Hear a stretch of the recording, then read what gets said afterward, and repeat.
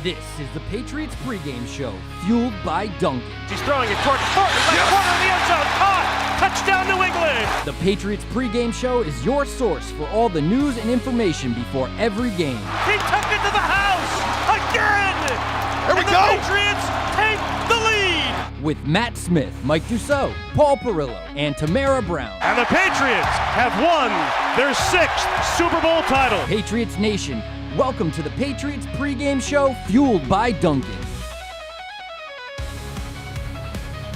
And a hearty welcome here from inside Gillette Stadium for the Patriots pregame show, fueled by Dunkin' Donuts. Matt Smith alongside with Mike Dussault, Tamara Brown. Matt Smith in for Hardy, Rob Poole. Oh. And what rhymes with Hardy? Tardy. Oh. And that would be Paul Perillo's middle name today. That would. Coming in hot. 2 wheels, we think. Paul's en route, we yeah. believe, right? No, he'll be here. Has something important, so, yeah, we should. I was going to say, that was a very hardy thing to do. Shots fired. Call him out right away. It's a preseason game, so maybe it wasn't going quite as heavy on the gas. So it's preseason for everybody. Is what you're saying, right? Okay, so let's set the table, everybody. Preseason week number 3. This is a weird spot, I think, for the Patriots to be in. As somebody who's been here for a long time, and we're usually producing the preseason games, it's odd that a network grabbed the game. Yeah. It's odd that it's Sunday night at 8 o'clock. Let's move that aside. Let me know what you're thinking as we're heading into the final preseason game. Tamara, I'll start with you. I was thinking, odd wasn't the word I was going to use, illegal. When this came out, I went to Fred and I was like, Fred, 8 p.m. preseason games should be illegal. Because by that point, most teams have named their starting quarterback, which the Commanders have, which is why we're not going to see Jaden Daniels. And also, by that point, it's a bunch of scrubs playing that are just trying to make the roster. Not saying that's not important because the Patriots do need to see a lot of guys still work today, but it's going to be a snooze fest tonight. Not our scrubs, but no, I'm excited to see everybody, though. And I mean, I think it's, I said, Matt, it's since we went to 3 games, it's like everyone is lost in the wilderness of like, when we had the dress reharsal in week 3. Because there was something that you could kind of hang your hat right, on. there's nothing on that anymore. I was No. watching a little Titans today, and you have, Will Levis is playing, and, I mean, even Calvin Ridley's out there, but now you're going to see Washington tonight. They don't have anybody.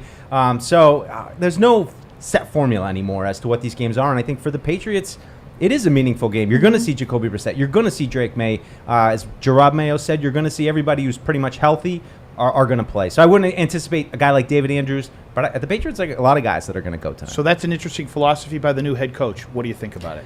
I think they need it. I think they're a new team on a new offense with, a bunch of new guys learning new things. I think the offensive line, certainly with some of the injuries they've had with Vidarian Lowe, got banged up this week, and that, kind of put some of their plans going sideways. So I just think they're a young team. They got a lot to learn. I don't know if all the defensive guys need to play, but I think offensively you need to learn about the offensive line. You got to learn about the quarterbacks. And I would add on that operationally it's good for these new DCs, OCs, to get comfortable on the headsets, calling plays, hearing each other's voices, etc. There's a lot of new pieces, and operationally this is a good test for them. Yeah. Right, and Coach Mayo was on All Access this past Friday, and he talked about this as his initial road game. Mm-hmm. And sure, we're concerned about the football part of it, but I think he's also concerned about the operational part of it. What time does the bus get there? Right, it's like certain things. They flew into Baltimore yesterday. That's an hour and 20-minute ride from Baltimore to where they were staying outside of the District of Columbia.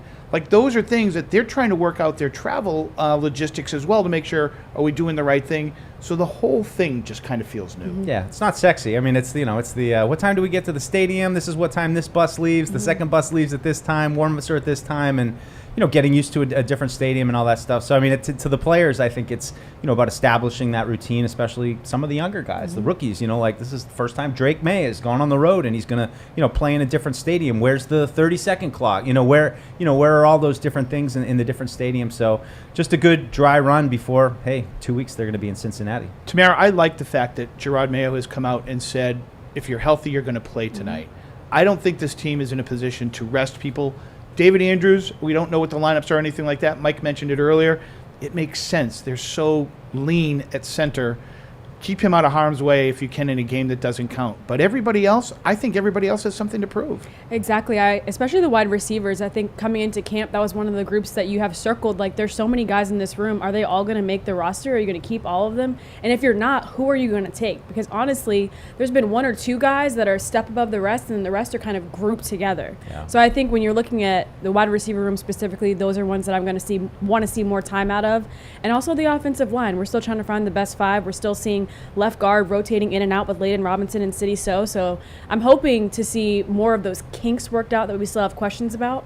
But that's just me. Yeah, I think just to piggyback on that, like, is Michael Onwenu going to play right tackle tonight? Because we True. saw him Is move that- out to right tackle. Yeah. Is that your expectation? It kind of is. And, I mean, I think that signals that this isn't just a game for the Patriots to roll out there. This is they're still really trying to lock in on what they have. And I don't know what Lowe's injury is. I think Chris Price of the Globe reported it was an upper body injury, nothing severe. But I think, I think there is certainly a case to be made. And no offense to Vidarian Lowe, but that Okorafor on the left side, Mike Onwenu at right tackle. You mentioned Layden Robinson, who's kind of been coming on at right guard. City's been at the left guard. And of course, David Andrews with Nick Leverett, who was banged up a little bit last week, came back. So I just think they need the work. And if we're going to see Mike Onwenu out there at right tackle, I think it's a real sign that he might end up there. And I feel like time is running out to find that chemistry for that best five. And obviously you can't. Might it have already run out? It has. And obviously you can't plan for those injuries to Lowe, and you can't plan for, people to get sick and be out. But it's been hard for them to find the best five when you have guys like that getting hurt and then you're switching different things and players around. It's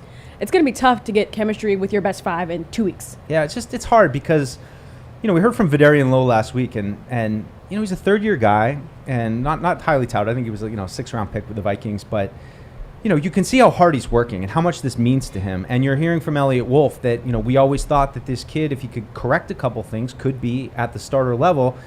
It's hard to give him support, even from where I sit right now, and I'm saying that as I want to, but when you have a cacophony of, not the concert going outside our walls right now, but of people being like, he stinks, he sucks and blows, and you know what those shows are like, where you're just killing this poor kid, where, look, in a perfect world, and I'm not going to tell you that he's going to be the next Tyron Smith, but what if he emerged? What if he's okay? What if he gets to a level that's okay, and because they stuck with him, the injury, like Tamara said, has set him back, but, there's so much vitriol right now directed towards the offensive line. It's hard to sit here and be like, maybe we should have some patience. Maybe we should understand they're trying to build to something. They're trying to find something. Well, it's interesting. I was having a conversation with a friend on my way in driving today. I don't think people or fans maybe are interested in the process anymore. Yeah. They just want to get to the result. Yeah. And especially with a team like this that clearly is building for something, you've got to live through the process. And there's going to be bumps along the way. There's going to be growing pains along the way. But let's see what happens. My goodness, they haven't even played a game that counts yet. I know, and that's like the big takeaway. And I said a little bit on Unfiltered this week was, we watched every training camp practice, and I've watched Drake May extensively now at this point, and I know what I believe and what I've seen. And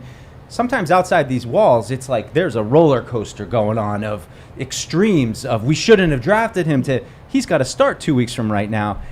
I just think the bottom line for me coming out of camp is that this kid has talent, and maybe you can argue that they're being too conservative with him, and I'll listen to that. That's fine. That's a reasonable argument. But to say that they don't know what they're doing or they don't have a plan, I don't buy that at all. The kid has a ton of talent.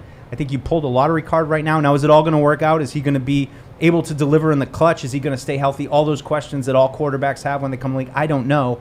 But from what I've seen over him from 2 months, I'm excited to watch this kid develop and see what happens. And everyone just wants to stamp the gas and get him in there next week. I don't need to. I'm going to be patient with him. So, not to compare this to a, Stouffer's dinner, but it's like a Stouffer's dinner in the sense that, you could cook this in the microwave, but it tastes better in the oven.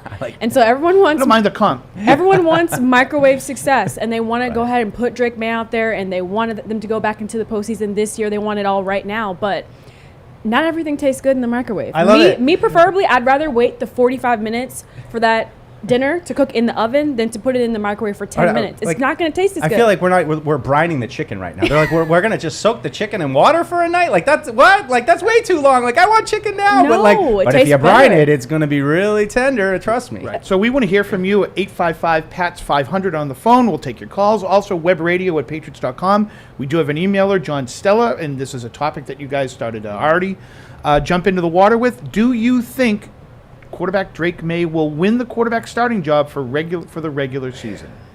Week 1? No, I don't think he'll win it tonight. I don't think he has won it, and I think they're perfectly fine to let the first handful of games happen. And the point I made on Unfiltered this week is they don't even know what their offense is. How can you even know what to expect? How can you even know, what you're good at, what you're bad at? Mm-hmm. I'd prefer let Jacoby get in there. Let's see what we have. Let's see how this actually comes together under Jacoby Brissett, because if you just put Drake in there immediately, you don't even know really what it would have looked like under Jacoby. And then if you're going back to him, it gets even crazier. So I think he's got to be in there this year, Matt. I think he has to be in there this year. But if it's not for the first 7 weeks or so, I'm okay with it. Tamara? So this is actually part of my key to the game today, so I won't talk too much about Fine. Little this. tease. But I do want to see him hopefully play, after the first 3 games. We have a tough opening stretch of games, including on the road in Cincinnati to start things out, and you're obviously playing on the road versus the Jets too. So I'm not opposed for him sitting the first 3 games. I don't need him to start week 1. Is he capable of doing that? I don't know. I like what I've seen throughout training camp, like Mike Dussault said. That's me. He's got a lot of raw talent, but I like what Gerard Mayo and AVP both said. Like, he needs to be able to operate the offense, understand the issues, and when those issues arise, be able to have the answers for them. Yeah. So I think we're still a little bit ways to go before he's ready mentally to be the starter. All right, before we get to the keys of the game, I want to go back to something that Mike said, because again, these are some of the things that I've been thinking about, and Mike talked about the defense. I think there's an assumption out there from the fans that all's great with the defense, and let's hope that it is. They're bringing a lot of people back. My concern is that they have never been tested this preseason, and so their first crack is Joe Burrow and the Bengals in a little while. I think that's where we're going to find out how their depth really is. Do they have enough people at corner? What about at linebacker? Who's going to provide a rush and things like that? And I don't think we've really gotten a very accurate look at that so far through camp and preseason. I like that you bring that up, Matt, because when it comes to Joe Burrow and Jamar Chase and T. Higgins, they're going to have to get some pressure on the quarterback, and that all starts up front, where I think there's a lot of questions right now. Without Barmore, without Judon, what is this team going to be able to do? Are they going to be able to get pressure on the quarterback? And that is the only way that they're probably going to get those takeaways. John Jones has talked about that a lot. We're able to get those takeaways and force those disruptions because of what the defense is doing up front. So that's my biggest question mark. Who's going to fill those voids? Yeah, I couldn't agree more. I mean, and I don't think this is a point that many people are really talking about for some reason. And Tamara mentioned all the emphasis, and I'm sorry for interrupting you. Yeah. Did Hardy interrupt? We're is all it okay friends to here. interrupt? Right. No, that's what we do. No, so it's getting overlooked because there's so much of an emphasis on the offensive side of the ball. No, and I'm a defense guy. I love defense, but Tamara mentioned Barmore. Judon. Let's keep going, though. Uche's been out. Right. Zimenez has been out. Yep. I mean, you're really down your top 4 pass rushers right now, and I'm not sure. Zimenez looks like he's coming back. We've talked about Uche's really weird summer for him. I just wonder where the pass rush is going to come from this year, and I think that might be. That's what we're counting on. And I think that's a tough way to live. Yes. And I think when you look over the last 20 years of Belichick defenses, we know we're in a little bit different territory now, but that's when it's a problem. You need guys who can win one-on-one to be your best defense, so that the whole defense isn't just, or the whole offensive line is just saying, we'll block everybody. We don't. You need a Barmore to say he's a problem inside. And I think when we're watching tonight, are there some play? Oh, hello, Paul. Paul Perillo's here, everybody. We'll be welcoming him in a minute.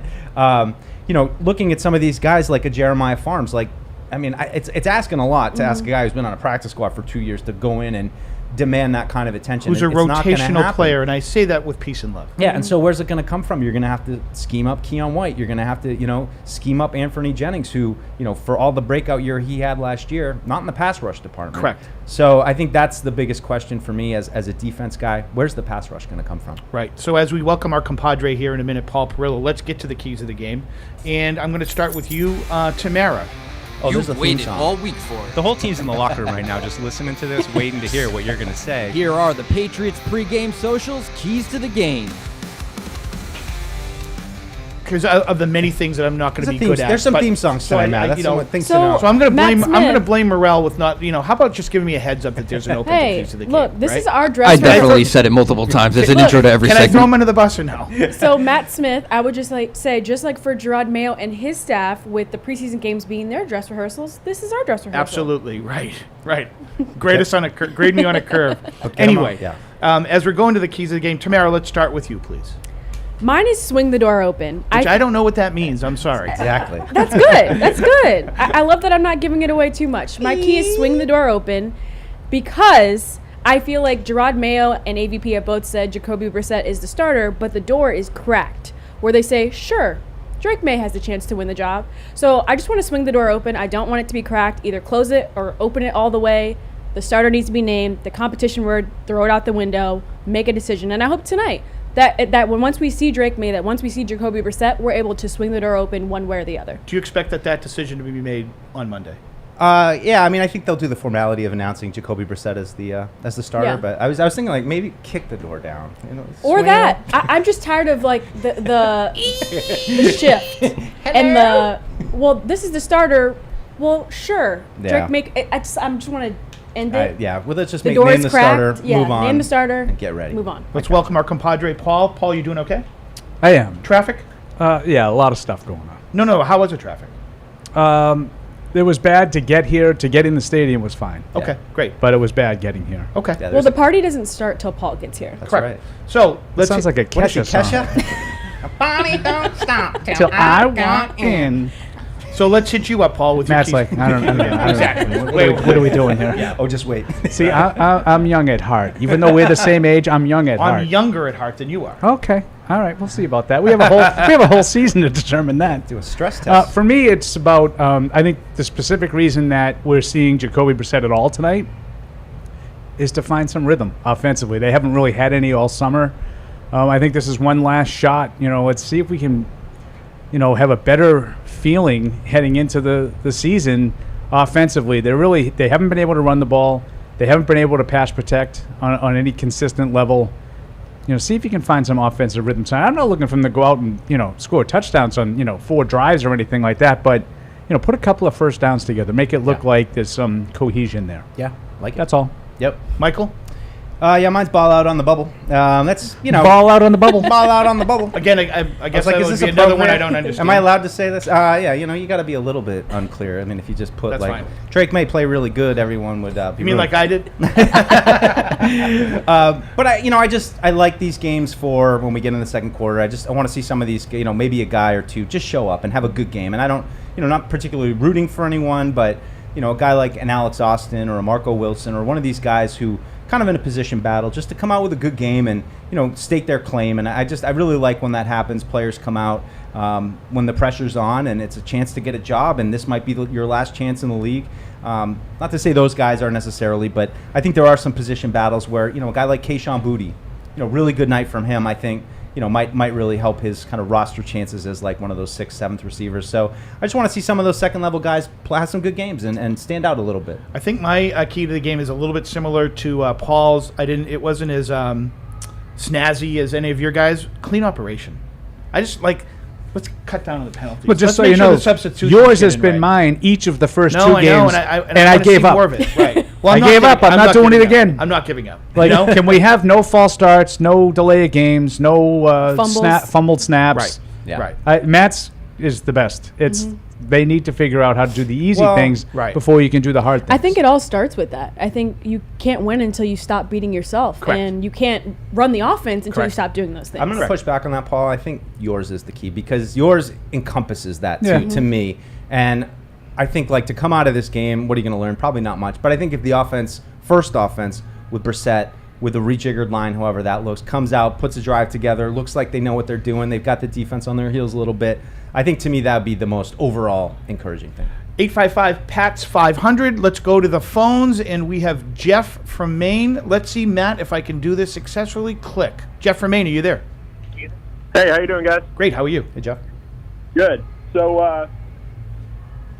I know that it's going to be tough for Drake May to win the starting job with a preseason performance. Do you think that there's anything that Jacoby Brissett can do tonight or into next week to lose himself the starting job? I'll take it off the air. Thanks, guys. Get hurt. that's it. Yeah, I agree. Because I feel like he didn't look great in the last preseason game or really at practice the past few days. So I don't know if there's anything that he could do to lose it at this point. I also don't believe there's anything he could do to win it. Yeah. It's his until Drake May is ready to play. Yeah, there you go. Which, Paul, you've been a big proponent of that I don't want to be dismissive of Jacoby Brissett. No, I'm But not either. he's keeping his seat warm. Yep. This is Drake May's time. It's just a question of when is he ready, and that is what you're kind of leaning on, correct? Yeah, exactly. And I feel if the coaching staff felt really strongly that Drake May, from a developmental standpoint, mentally was there, I think that we would have seen much more of Drake May with the ones. Mm-hmm. We didn't really see any. No. So that tells me that they feel like there's still some time to develop. Mm-hmm. Roger from Kentucky, you're next on Patriots Web Radio, and this is a Patriots pregame show fueled by Duncan. Hey, guys, I just wanted to say I'm excited for this season. Last year I was working Sunday, Monday, got my schedule changed, got promoted. I'm off Sunday, Mondays. I'm ready to watch every Patriots game this year. Let's go. And hopefully Drake May will start this year. That's all I wanted to say, guys. Thank you all for what you do. I appreciate it. Thanks for listening. Yeah, I mean, I think he's got to start this year. And, I mean, a point that I keep going back to, I made it on the show this week, not to recap everything I said, or Tuesday and Thursday, but I just love to see him get a chance to go against these teams that he's going to have to beat to get in the playoffs. I'd love to have him go down to Miami and see what that's like. I mean, if he's playing by the end of the year, he's going to get to go up to Buffalo. That first Jets game, Thursday night, week 3, that feels like a big ask. I don't know if we have to do that. But, we talked about, Matt, you said today's a little bit about getting to know what it's like on the road. Like to see Drake get to these different stadiums and these environments and get used to these games where that's where you have to win the AFC East. You got to win in Buffalo. You got to win down in Miami. We know how hard those games all are, even when the Patriots were great. So that's part of it for me, getting him some experience in those kind of games this year. And I feel like he's learned by playing. Like the more reps we see him take, live reps we see him take, I feel like the better he's getting. So it just felt like after the game, like you felt, it just felt like he turned a corner a little bit. I mean, I to me it was really more on 7-on-7 than anything, but it's been pretty consistent. It's been, it hasn't been a straight line up. It's been up and down, I think, but overall, where we stand right now, I feel like he's on a good upward streak. We welcome your calls at 855-PATS-500. Also, your emails at webradio@patriots.com. We've got an email from Michael B. What are the chances that Booty gets a starting role? Will he be on the roster? That's two very, very different questions. It is, and honestly, after listening to Booty at the podium, and I will never stop talking about this because I'm still jarred by it, he said there's not a doubt in my mind that I'm going to make this roster. And I was blown away because I was like, what have you done on this field to make you come out of your mouth and say that? And also looking at this entire room, like, I just haven't seen enough compared to everybody else. I feel like Jalen Reagor has showed up more for me on special teams and in team periods as well, more than Booty has. Yeah, he's same thing with Taekwon. He's firmly on the bubble for me. I mean, I think he's had some catches. I mean, I think he's got good hands. But not enough. I don't know. When I heard that, I almost feel like that's like psychological technique of like, I can't even imagine not being on the roster. It's confidence. Yeah, I mean, and he doesn't lack for that. Do you think? No, and you can't at that position for sure. Well, at any really, like to be a professional athlete like that, I understand the mindset. Do you think the emailer was talking about starting tonight and then making the roster? I mean, I think if he did mean that, that's yes, I do. I think him and Reagor are those kind of guys you need to get that kind of look at. Yeah, I think, Matt, you might have taken it that way, the way you said that's two different things. I'm a very literal person, Paul. Yeah. So I think that he could, he should receive a lot of playing time tonight. I think it comes down to, I just heard my buddy Mike Reese, who I've said a million times on our shows, is one of the very few that I put a lot of stock in, among our colleagues. And, he had the same problem, Mike, that you and I had on Friday afternoon when we were putting together a roster projection. Couldn't get to 53. Didn't have 53 players. And he said, for that reason, I could see 7 receivers, until Bullen's ready. And that means Reagor and Booty would stick around. I could also see 7 receivers because of how thin the tight end room is right now. Well, that's a different question that I want to get to. I think that's a really good point. Let's first go to Sean in Virginia. Sean in Virginia, you're next on Patriots Pregame. Sean. Hello, guys. I wanted to discuss about the topic between Drake May and Jacoby starting. I think it should be a no-brainer that who obviously be starting, especially with a makeshift offensive line. It should be the guy with the best attributes, and obviously that guy is Drake May. I believe experience is your best teacher. See, if you put Jacoby behind there, the offense is going to be very, very bad, to the point where the defense is going to be living on the field for a long time. And you should put the guy with the best attributes that get the job done, as far as at least give me a glimpse of hope. At least a glimpse of hope. So, Sean, I give that to you. Thanks for the phone call, Sean. Sean, I agree that, from a physical standpoint, attributes, but I think there are more things that would be encompassed by the term attributes than just physical ability. And I think there's an argument to be made that, Brissett's experience and knowledge of the system would be worth, I don't know, at least as much as Drake May's mobility and athleticism in terms of attributes. Yeah. Now, you guys know how I feel. I'm all for Drake May. I just don't think I'm going to get what I want. And I can understand their mindset. Right. Yeah. Right. Tamara, I want to Also- go back to your tight end question. Yep. Is we're trying to figure out, do they have 53 NFL players for a roster on Tuesday? The question of tight end, and some people are making out to be Wilcox or Bell, and I've heard people say, again, talking to people earlier today, why is it an either-or proposition? Why isn't it both? You know, you might have guys, Wilcox at least has played tight end in the National Football League before, and I'm a believer in Bell that I think he might be able to be a Swiss Army knife. Yeah, I think my problem with that room right now is the best ability is availability, and that room has been tough. Sure. Jaheim Bell has been in and out, Wilcox in and out, Hooper in and out. I have no idea what's happening with Hunter Henry. So I think you have to keep all of them because right now I don't know who is healthy and ready to play comes in Cincinnati. Wilcox is the perfect example to me of a guy when I'm doing the 53, and you're like, why? Because he's the third tight end? Because he's there? What about because he can line it up at the position? I mean, that's a low bar. I know it's a low bar. So there is a conversation of, do we just desperately need someone because he's been here? And, you know, I think that's valid. With but injuries? At the same time, Yeah.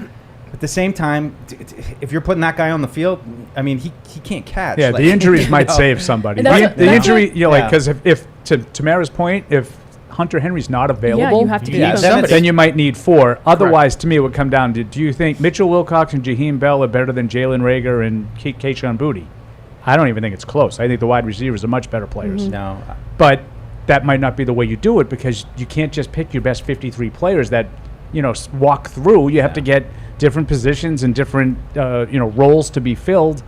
Yeah. If Hunter Henry's not ready to go, you might need an extra tight end. Yeah, I mean, Wilcox is a guy that, you know, I wonder, is he just going to could he just go to the practice squad anyway? Oh, yeah. Easily. Absolutely. But I'm still intrigued by Bell. I mean, he's had moments. I mean, Yes. it's not been consistent, but he's got good size and he runs pretty well. I So feel like he's Any of taken those guys adva- will get to the practice squad. And I Any of feel those like- 4 guys we're talking about. Yeah, I feel like Bell has taken advantage of his extra reps that he's gotten with the injuries that's been in yeah, the he tight end did. room. Like he had that day where he had 3 touchdowns, and then I don't looking know, for kind of consistency. quiet. Then he the last dropped. Then he couple- dropped a bunch Yeah, of passes yeah. the next 2 days. Yeah. Yep. But- 855 Pats 500 is our number. Tony, you've been patient from Pennsylvania. You're next on the Patriots pregame show. Hello? Hi. Hey, Tony, are you there? Tony. Hey, yes, sir. Hey, I just want to touch on 2 things, guys. I just want to touch on the defense for Kyle Duggar. And, you know, they did a good job of signing players back. But the key piece, they let Judon go. And I just want to know, why would you let somebody go that wanted to stay? He absolutely loved being in Boston, being in Foxborough, Massachusetts. Okay, And thanks then, for that. Go ahead. I'm going to let Mike answer that first. Go ahead, Mike. I just don't think he's going to be part of the next great Patriots team. That's probably the most simple way to put it. And I think he wanted multiple years and multiple dollars to go on those years. I think if the Patriots could have figured out a way to give him a bump this year and have him on a 1-year deal and, you know, thank you for your service and you can go your separate way at the end of the year, then I think they would have done it. But I think as soon as it got to a multi-year deal and they looked at a 32-year-old guy coming off an injury, he's still, you know, look, he was worth a 3rd-round pick. How many other guys on this roster right now are you willing to give up that's worth a 3rd-round pick? So it hurts. It hurts to rip the Band-Aid off, but I think that's where this team is, and that's the decision they made to move on. And certainly they're very well, as I said at the top, they could pay for it with the lack of pass rush that they have. Injuries are piling up there now after he left. And quickly, Tony, you had a follow-up? I just want to touch on the wide receivers. I would absolutely go with Pop over Boutte and Taekwon. Oh, yeah. It's not Well, even Douglas- close. Absolutely. It's not even a Douglas is the decision. top receiver. Yeah. And thank you for your call, absolutely. Tony. So I want to stay on that topic of Judon. Do you think it was more valuable to keep Godcha over Judon, or do you think they just had to pick one or the other and it just happened to turn out to be him that it got dealt out with sooner? I think it's different money. They're different ages. You know, they don't really have, I mean, look, they don't really have much behind either of those guys. I think both those guys were. But I just think at the end of the day, it's probably you had to pick one of them, and Judon was going to be much more expensive than Godcha was. So I don't entirely think it's apples to apples, but I mean, I do see the comp, and they're certainly closer to 30, even though, you know, Godcha I think is 29 or about, you know, Yeah, just I a think he few just turned years 30. behind him, and the majority of their signings have been in their, you know, the guys in their late 20s are coming off their first deal. So I don't know. I don't see as much of a correlation between those two. There are similarities. I think but you nailed it. It's money. Yeah. Yeah. You know, you could do the Gotcha. Godcha deal for relative peanuts compared to what Judon was looking for. And I would just say to Tony, the caller, yeah, I mean, I heard what Matthew Judon said, and I heard him say it repeatedly. But then he went to another team without the contract. So how bad did he want to be here? And I still think, and I've said this the day that he was, I still think that eventually Atlanta will probably rework that deal. I would, I'd be surprised if he doesn't get a deal. But if you really wanted to be here, like you said, you would have stayed and then played it out, and you see what happens. Yeah. And I don't blame Matthew Judon. I mean, he's a guy that's, he's going to be 32 years old. This is probably the last kick at the can. He's looking to get paid again. Absolutely. So, I mean, these guys have a very short shelf life where they have marketability. So I don't hold it against Judon. I just don't want to fall into the, well, he kept saying that he really wanted to be here. Yeah, he did, but I don't really think he did. I never put much stock in that. Anyway. I don't think his actions. I don't think his actions, backed up what his words were. Yeah. We also want to make sure we're looking at all the emails at webradio@patriots.com, so everybody knows. Better than Hardy already. He's keeping track of the electronic mail. Well, no, I just want to make sure in the electronic mail. Jason writes in that he thinks I'm sweating bullets. I'm not sweating, but my glasses fog up due to the light. I'm not making excuses, so the glasses do fog up. Get you some little windshield wipers. Maybe I am not sweating, but I can see the little fog on the glasses, though. But you're not sweating. I like the attention to detail by Jason, so I just want to make sure we're answering all of it. Let's go back to the phones. And Matt in Arizona is on the line. The zoom in on the glasses. Matt, 10 out next. of 10. Go ahead, Matt. Hello, Matt. Matthew. How's it going? Hey, I grew up in Connecticut. Used to go to the Patriots games back in the Bledsoe days. So, Paul's same age Coach Mayo. But Drake made everything. I'm really excited. A lot of fans. But I kind of look at it as more of a developmental year, not really so much a wins and losses. Do you think it's important for the media and fans to kind of manage expectations as opposed to being overly optimistic or too pessimistic? Yeah. Tamara, why don't you take a shot at that first? She's going to need a sip of coffee first. Hold on. Hold, please. I mean, that's what they've been telling us all along. I mean, they were a 4-win team last year. It's not going to all turn around at once. Again, like just coming out of camp, they got a quarterback with some potential, and I just think that's the hardest piece to find. All the qualifiers that we've had with recent quarterbacks that have been here the last few years of why they couldn't ever do it, even in a perfect scenario. Yep. This kid has all the tools in the toolbox that you possibly need. So that's what the whole point. Be patient. Like, give this kid a chance. Like, don't rush him on the field and demand that right now we get him out there and we, let them develop him a little bit. Yep. All these coaching staff, they've been around a lot of really good quarterbacks. Preach, Mike. They've been around a lot of good quarterbacks, different programs, guys from the Shanahan program, guys from Green Bay.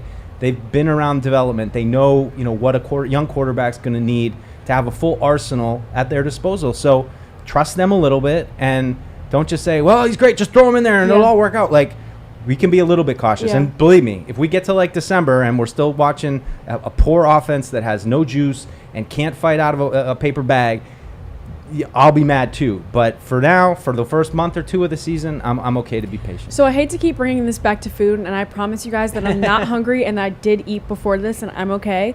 But I'm thinking back to the call earlier where he said Drake has, the best tools, the best attributes, so therefore he should be starting.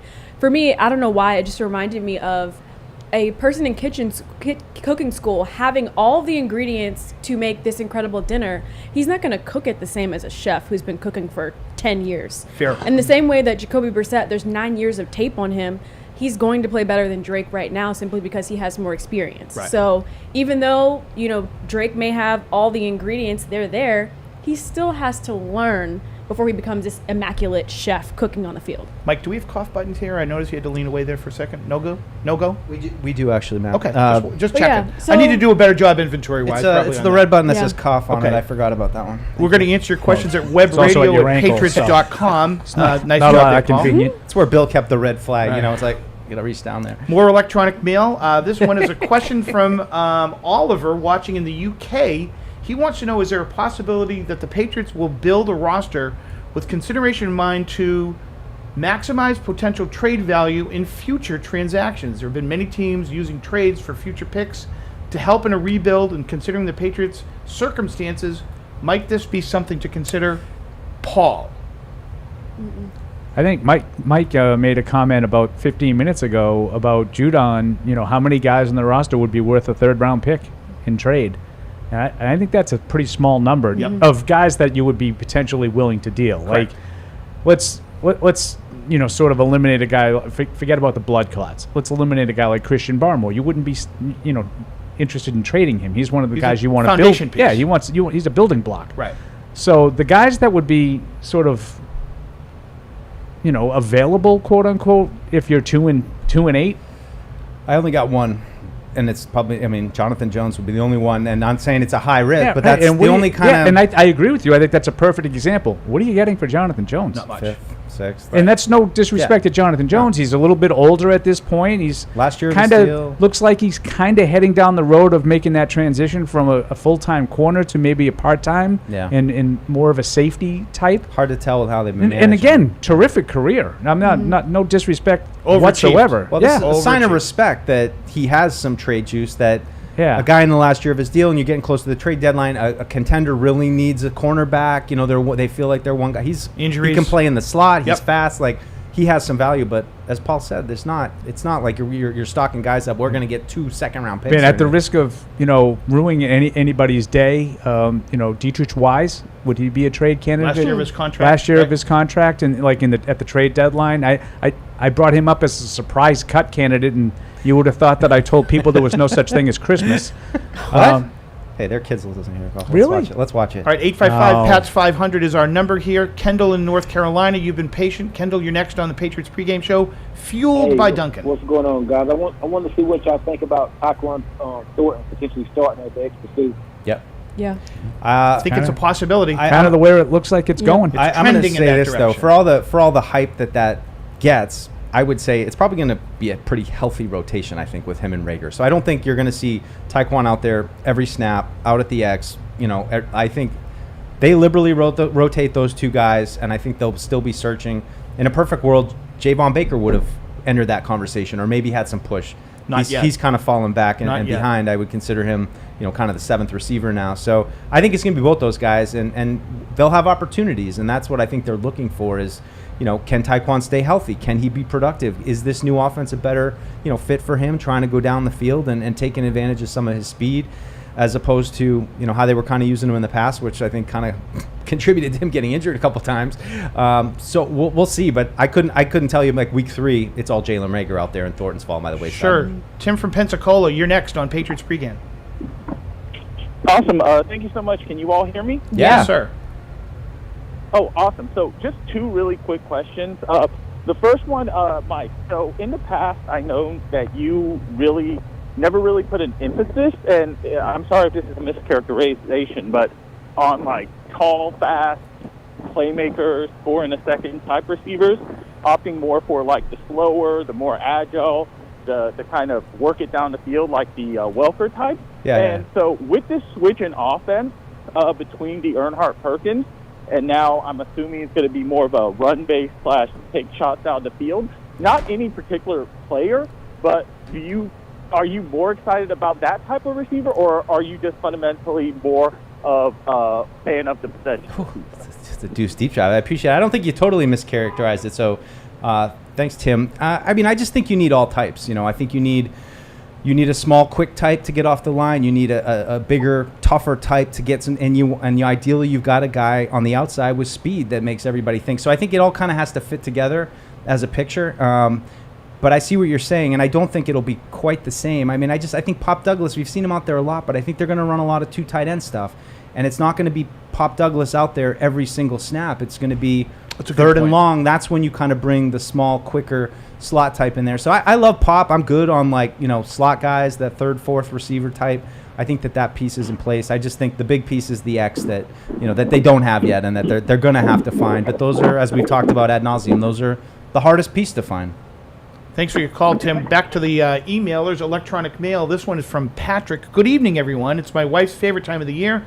Not because football is starting soon. I have laryngitis, and she doesn't have to listen to my big mouth. That's funny. So he writes in, anyway, my question for all is, do you think Mayo already has a good idea of who's making the final 53? Or do you think he can learn something and roster spots can be won tonight? Let's go to Tamara first. It's funny that this question was asked because I was literally thinking we should go back to Deuce's Key about bubble players because we've only really talked about Kayshon Boutte and where he stands. So ball out on the bubble. Yeah, right. I feel like does that make sense? I feel is like that inappropriate? I don't know. I feel like he probably has a general idea, but I feel like tonight could be make or break for some people. So I think that the guys who are given a lot of reps, especially like the Alex Austins of the world, when you look in that room, there's so many guys still fighting for a spot. Marcellus Dial. This is going to be a big night, I feel like, for the cornerbacks and defensive backs room. That's where I'm looking at outside of the wide receivers. That's the next room that I have circled. I agree. It's just so hard to put so much on one performance, and can somebody inch above? And I mean, Mayo talked about how Austin and Wilson have been inconsistent. One guy, and they get a lot of reps and they rotate with the top group. Marcellus Dial, Isaiah Bolden, Sean Wade. There's a lot of guys there, but we don't really know who can play. If they have a good game tonight, does it prove they can play? I don't know. And Mayo has also said it's the entire body of work that they're being evaluated on, not just one night. If somebody really, Paul, I love to say who popped today. I don't know if who popped tonight is going to get it done. I'm not sure. Yeah, but it might be one of those deals, and I agree with what all of you have said. And some of the players, the specific players, I would totally put in that category. And like Mayo says, it's a body of work, so maybe, if Alex Austin is really good and Sean Wade's really bad or something, that might, tip the scales. Yeah, that might go down as, someone won a job. Del Pettis, Josh Bledsoe. I forgot about those two. Del Pettis. Is there a spot for both? One? Neither? I think he probably has a pretty good idea, to go back to the original question. I don't know. There's probably like 48 spots, 49 spots that he probably feels pretty comfortable with. Now, he also has the added information of the injury status of some players. Yep. And the reason why I had such a hard time getting to 53 was because of guys like Kendrick Bourne and Hunter Henry. Yeah. I don't know where those guys are going to be physically. Now, Hunter Henry is on the 53. Bourne and Taki, I would have thought would be, Taki, I had no idea he would start on PUP when he did.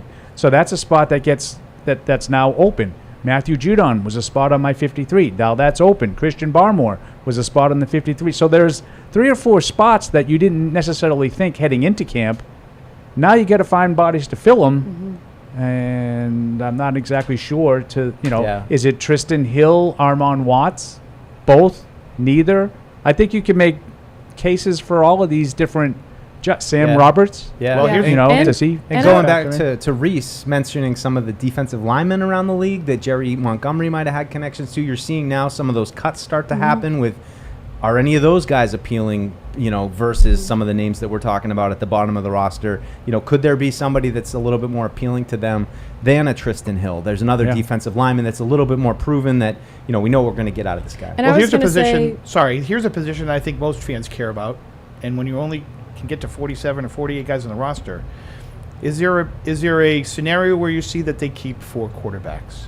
Because if Jacoby Brissett gets hurt, do you throw the kid in, or do you go to somebody who's at least gotten you through a game in Bailey Zappi? I definitely think Milton's a guy that they want to develop, and I think that there's a danger of him being picked up if you subject him to waivers. Is there a scenario, and I'll let you start, where they keep 4 quarterbacks? I would say no, just because you've already seen, J.J. McCarthy go down. I think that people are going to want to maybe pick up a guy like Zappi so they can have a good backup or maybe a good starter if you don't want to start Sam Darnold or Zach Wilson. Like, if anyone else gets hurt, you might want to have Bailey Zappi on your roster in your back pocket. So I don't think they're going to clear waivers with 4 quarterbacks, even if, they tried to keep 2 on the practice squad and 2 on the 53. I don't think they're going to end up with all 4. Paul, last year Zappi made it through waivers. He came back on. Yep. Does he get through waivers this year? Yep. And I think Milton would too. I just feel like it's hard to claim a quarterback and then have to roster him without having any knowledge of the system that he's going to. I know the Patriots did it last year with emergency quarterback. One of those guys, Matt Corral. I think it was Matt Corral. That was the one day he was here. Didn't we have a Nathan Rourke for a little while? Yeah, but he didn't have to clear waiver. You didn't have to claim him. He was just a signing. They claimed Corral off waivers from the Panthers, I believe, and then they had to roster him for a while. Yeah. I feel like they probably don't have to worry about exposing the guys to waivers now because of what we're talking about. There's roster spots. Now I think all 3 of those guys will make it. To Matt's point about the 4, I would have said absolutely not, but this is kind of shaping up like 2000 Patriots. Like, we're having a hard time getting to 53. Why not just keep all 4 of them? I don't think they will, but I don't completely dismiss it either. Am I weird to think that they would end up keeping 2 kickers over 4 quarterbacks? I just don't know why you would do that. I don't know. I mean, sticking a quarterback, I could see it. I could. I mean, because we're talking about like, what's more valuable, Bailey Zappi or Tristan Hill? You know, like those kind of like Tristan Hill. I mean, Bailey Zappi's a quarterback who's played in the league, and like there's value there. So I don't. It's a hard decision. Like, and it goes back to the scenario that Matt proposed. Like, if you don't want to play Drake May, and then something happens to Brissett, you have at least a guy who's played. Now, to me, that's not worth it. Yeah, I would just play Drake May if something happened to Brissett. But you know, there's different arguments to be made either side. All right, much more to talk about here in this edition of Patriots Pregame, fueled by Duncan. We want to hear from you at 855-PATS-500. Email us, please, at webradio@patriots.com. We're going to do something a little bit different here. I don't know, Rob did this at all in the past, but as people may or may not know, this is a very big weekend here at Gillette Stadium. Right now, actually. That's very nights moment. 22, 23, and 24 sold out at Gillette Stadium for Kenny Chesney and others. And earlier, we had a chance to sit down and talk with Kenny Chesney. Here's that interview right now. Well, pleased to be joined by 8-time Entertainer of the Year, Kenny Chesney, at your home away from home here. Gillette Stadium is really your home away from home. Yes, it is. For our Patriots pregame show presented by Duncan, fueled by Duncan. Thanks for joining us, Kenny. Man, thanks for having me. It's an honor to be here. Well, the end of the tour means Foxborough and Gillette Stadium. Yeah. How are the fans of New England so fortunate enough to get the tour finale for all these years? Well, there was a couple of years when we first started playing here that it wasn't the end of the tour. There was like 3 years, I think, where we played earlier on in July. But there was one summer, and if you ask anybody that plays sports, they'll tell you they're a little superstitious. You know, if they have a great game, you know, they do the same routine or whatever. So that particular year, we opened at Raymond James Stadium in Tampa, and we closed in Foxborough, and it was the most magical tour of my life, right? And I told everybody, I said, we're doing it just like that every year. And we have ever since. We've opened in Tampa and closed in Foxborough. Now, in the middle changes, but we love it that way, you know, and it has become just a huge part of our life, part of my touring family's life. And we know that when we get to Foxborough that we've had a long, wonderful summer, but it's almost like we hit a different gear when we get here. You know, it's beautiful, and we don't take it for granted, and it's just a huge celebration for me and my road family. And I've got a lot of friends, obviously, in New England, and over the years have become really good friends with, you know, a lot of people in the Patriots organization, and become family with Robert and Jonathan. And I think you can see that as a fan, you know, as somebody who was here last night and in the pit, and at the end, the appreciation that your family has. There's like a little bit of relief, like there's a little light at the end of the tunnel, because it's a grueling tour. It is. But the happiness and the joy that everyone seemed to have towards the end, it really, in the audience, you can feel that. Well, I say it a lot. It's a lot like the last day of school. You know what I mean? Like, you look forward to it, and you're tired, and you want it to, in one sense, you want it to be over, but then again, you don't want to let it go. And that's where we are. We're in this bittersweet place, you know, walking through the hallways here at Gillette and getting on the buses. And look, we've been in rehearsal since February, you know, and been together since then. And we've been on the road. We started in Tampa in the middle of April. And so here we are, you know, and it's like anything else. It's you look at pictures from then, it seems like forever ago, but in your soul, it just seems like yesterday. And so it's bittersweet, you know, to let it go, but to be here and to be back, like you said in the beginning, you know, Foxborough has become, in a lot of ways, my second home, and the Crafts my second family in a way. So, you know, it's just real special. It always is. Let's go back maybe 15 years ago when, you know, New England wasn't new to you. You were playing sheds. Yeah. I'm old enough to remember a place by the name of Great Woods. Who knows what it's called this week or anything like that. Yeah. What was the impetus, or why did you think, Kenny, or how did the genesis come about? You know what?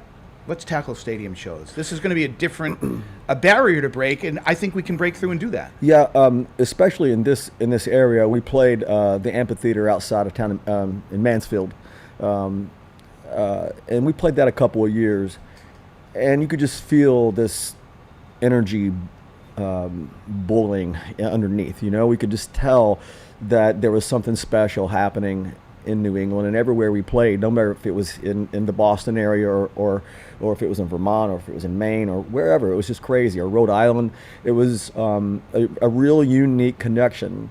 And there was, I think it was 2004, we did 2 or 3 nights at the amphitheater down in Mansfield. And that's when we decided, the next year we were going to try. We didn't know that we could pull it off, but we were going to try to do a couple of stadium shows. And that year, I believe in 2005, we played Pittsburgh, we played DC, and we played Foxborough. And it was just, I was stunned that we were able to do well. We didn't do what we're doing now, but I think we were really close to selling out the first time we ever played Foxborough, and it just became a tradition for us. But it was a big leap of faith on my part and Robert's part. I mean, it was neither one of us obviously knew we were going to become this good of friends, or we knew that we were going to be able to sustain this love affair, if you will, for I think tonight, this weekend will be our 22nd, 23rd, and 24th shows at Gillette. Unbelievable. Yeah. And that you're now doing 3 consecutive shows at the same venue. That's I've never done that. Unusual. Well, I did that one time, never in a stadium, but we did it at Red Rocks outside of Denver one year, and this is the only time we've ever done 3 in a football stadium. You mentioned some of the moments, Kenny, and you've been involved with the Crafts in a lot of special moments outside of the music, which is unbelievable in its own sense. His birthday parties, acoustic show the night before the Super Bowl in Arizona. In his suite, down 28-3, who's he hugging on the comeback? Ring ceremonies, unbelievable things. I know. Do you have a favorite? Well, look, the ring ceremony was right up there. I I wasn't expecting that. But all of it, when you think about all those things, it's just, Robert and I have been in each other's lives in good times and bad times. And that's what family is, and that's what makes it so special. And it's, yes, we do business together, but aside from that, I mean, I feel like that our friendship is on a completely different level than that now. But if I have a favorite, it would be the ring ceremony for sure.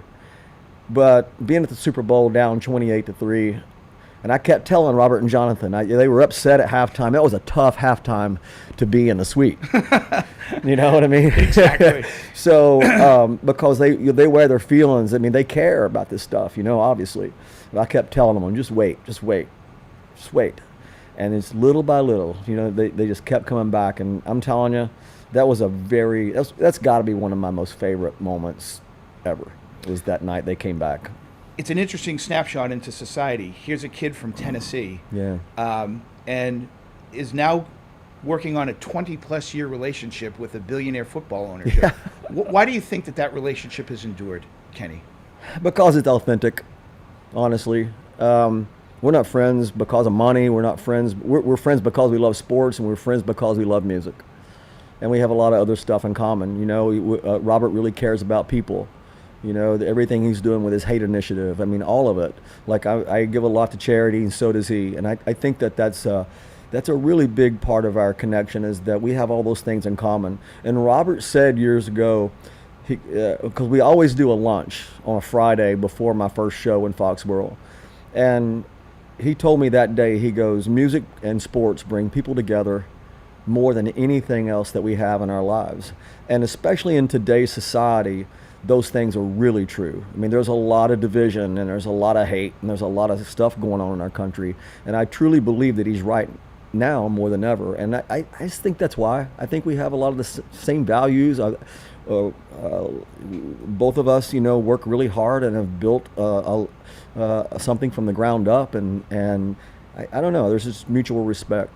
I think it's in your live recording, if I go back, that you released, where you talk about that, and it's in front of the 65,000 people here in Foxborough, and there's just a huge swell of cheers.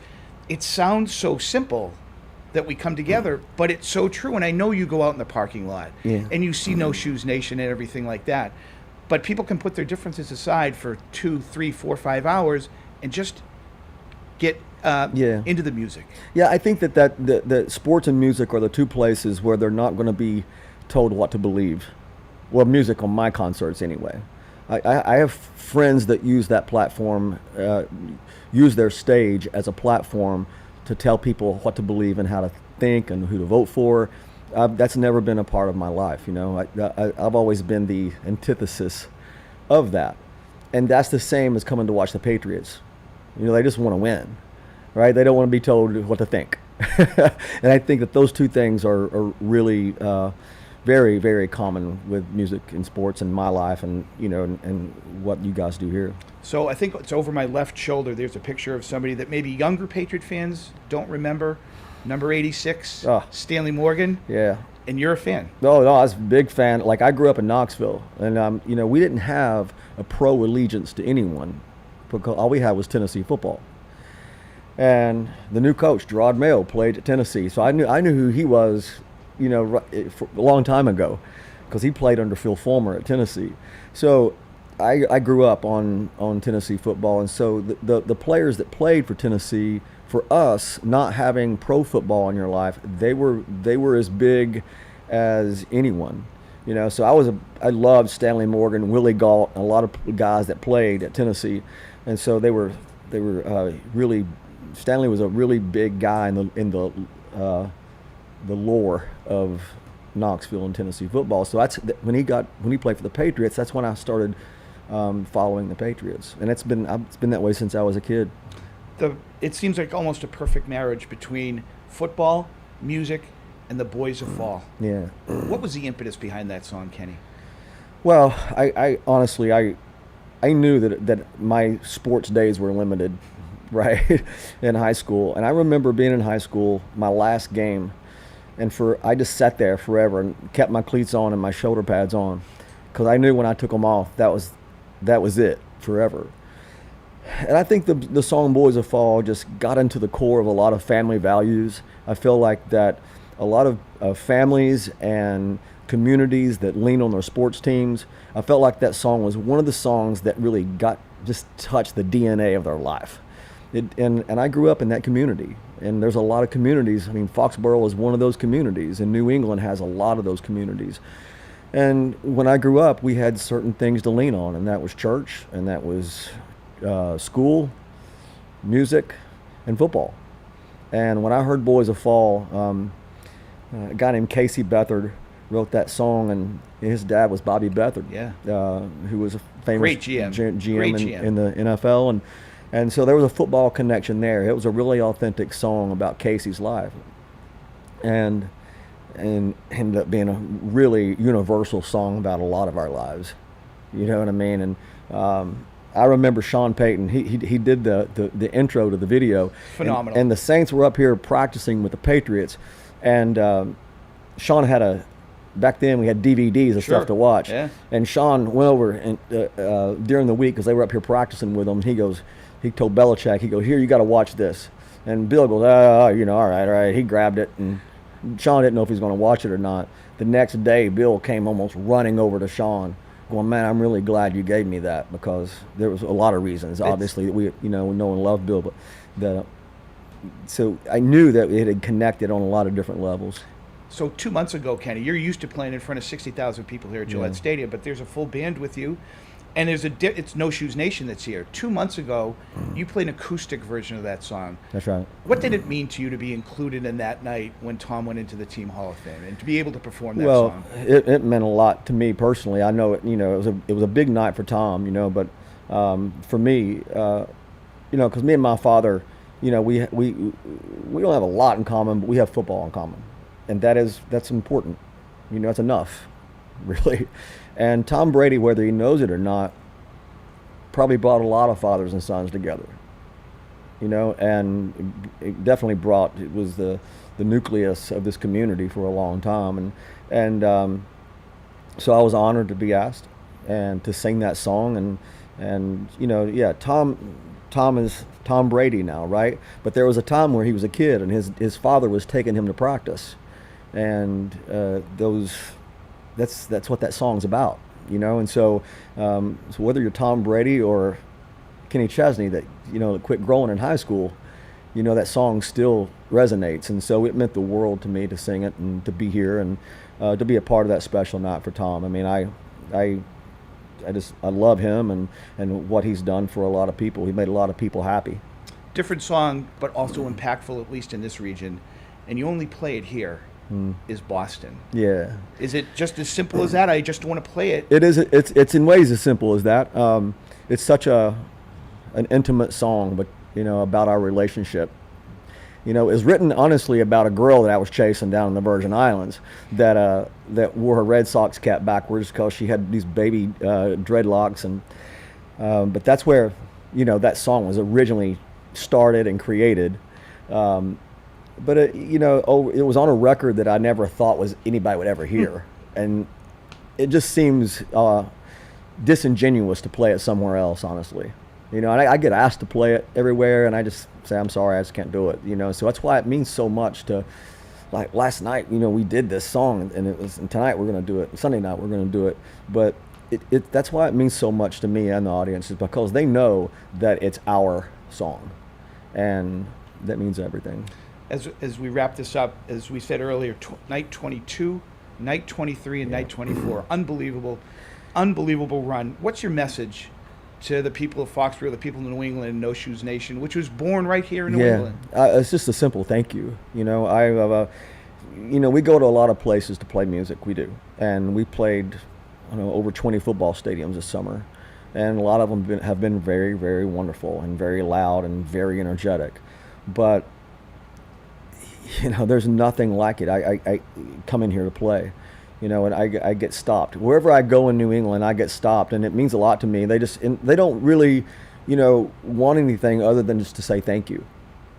And that's over years it's become generational now.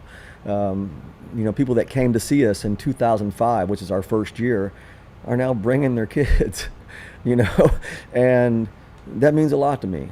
And to know that you have such a connection, not with the city, but a region, and it's special. And that doesn't exist anywhere else in the world for me. And we have great audiences everywhere, and go play, all kinds of different places and stadiums and stuff. But this is the only place where we feel connected to a region, not just a city.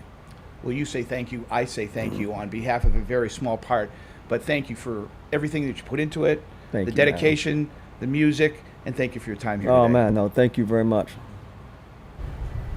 Well, that was pretty cool, I must say. I know Paul's a big fan of guests, so Tamara and Mike, we appreciate you, letting us do that. But that was fun to talk to Kenny. He's a Patriot fan. He's a New England fan, and it was good to have him. So I hope Patriot fans enjoyed that. Now, let's get back to Patriots pregame fueled by Duncan. Kevin has been very patient waiting on the line. Kevin in South Carolina, you're next on Patriots pregame. Thank you for your patience. Kevin, he might have zoned out because he's been waiting for a long time. All right. That's the truth. All right, let's go to Deuce Noah. Undefeated. Let's go to Noah from Toronto up north. Noah, you're next on Patriots pregame. Hi. I guess this is a question based on I've been sort of feeling is that I think May has been kind of as advertised so far, but the rest of the rookie class has maybe not been super impressive. And I guess I'm wondering if we go through this year and May starts halfway through and is looking good, but nobody else in the rookie class contributes, how would you view Elliott Wolf after this year, that sort of played out? And I'll take it off the air. Thanks.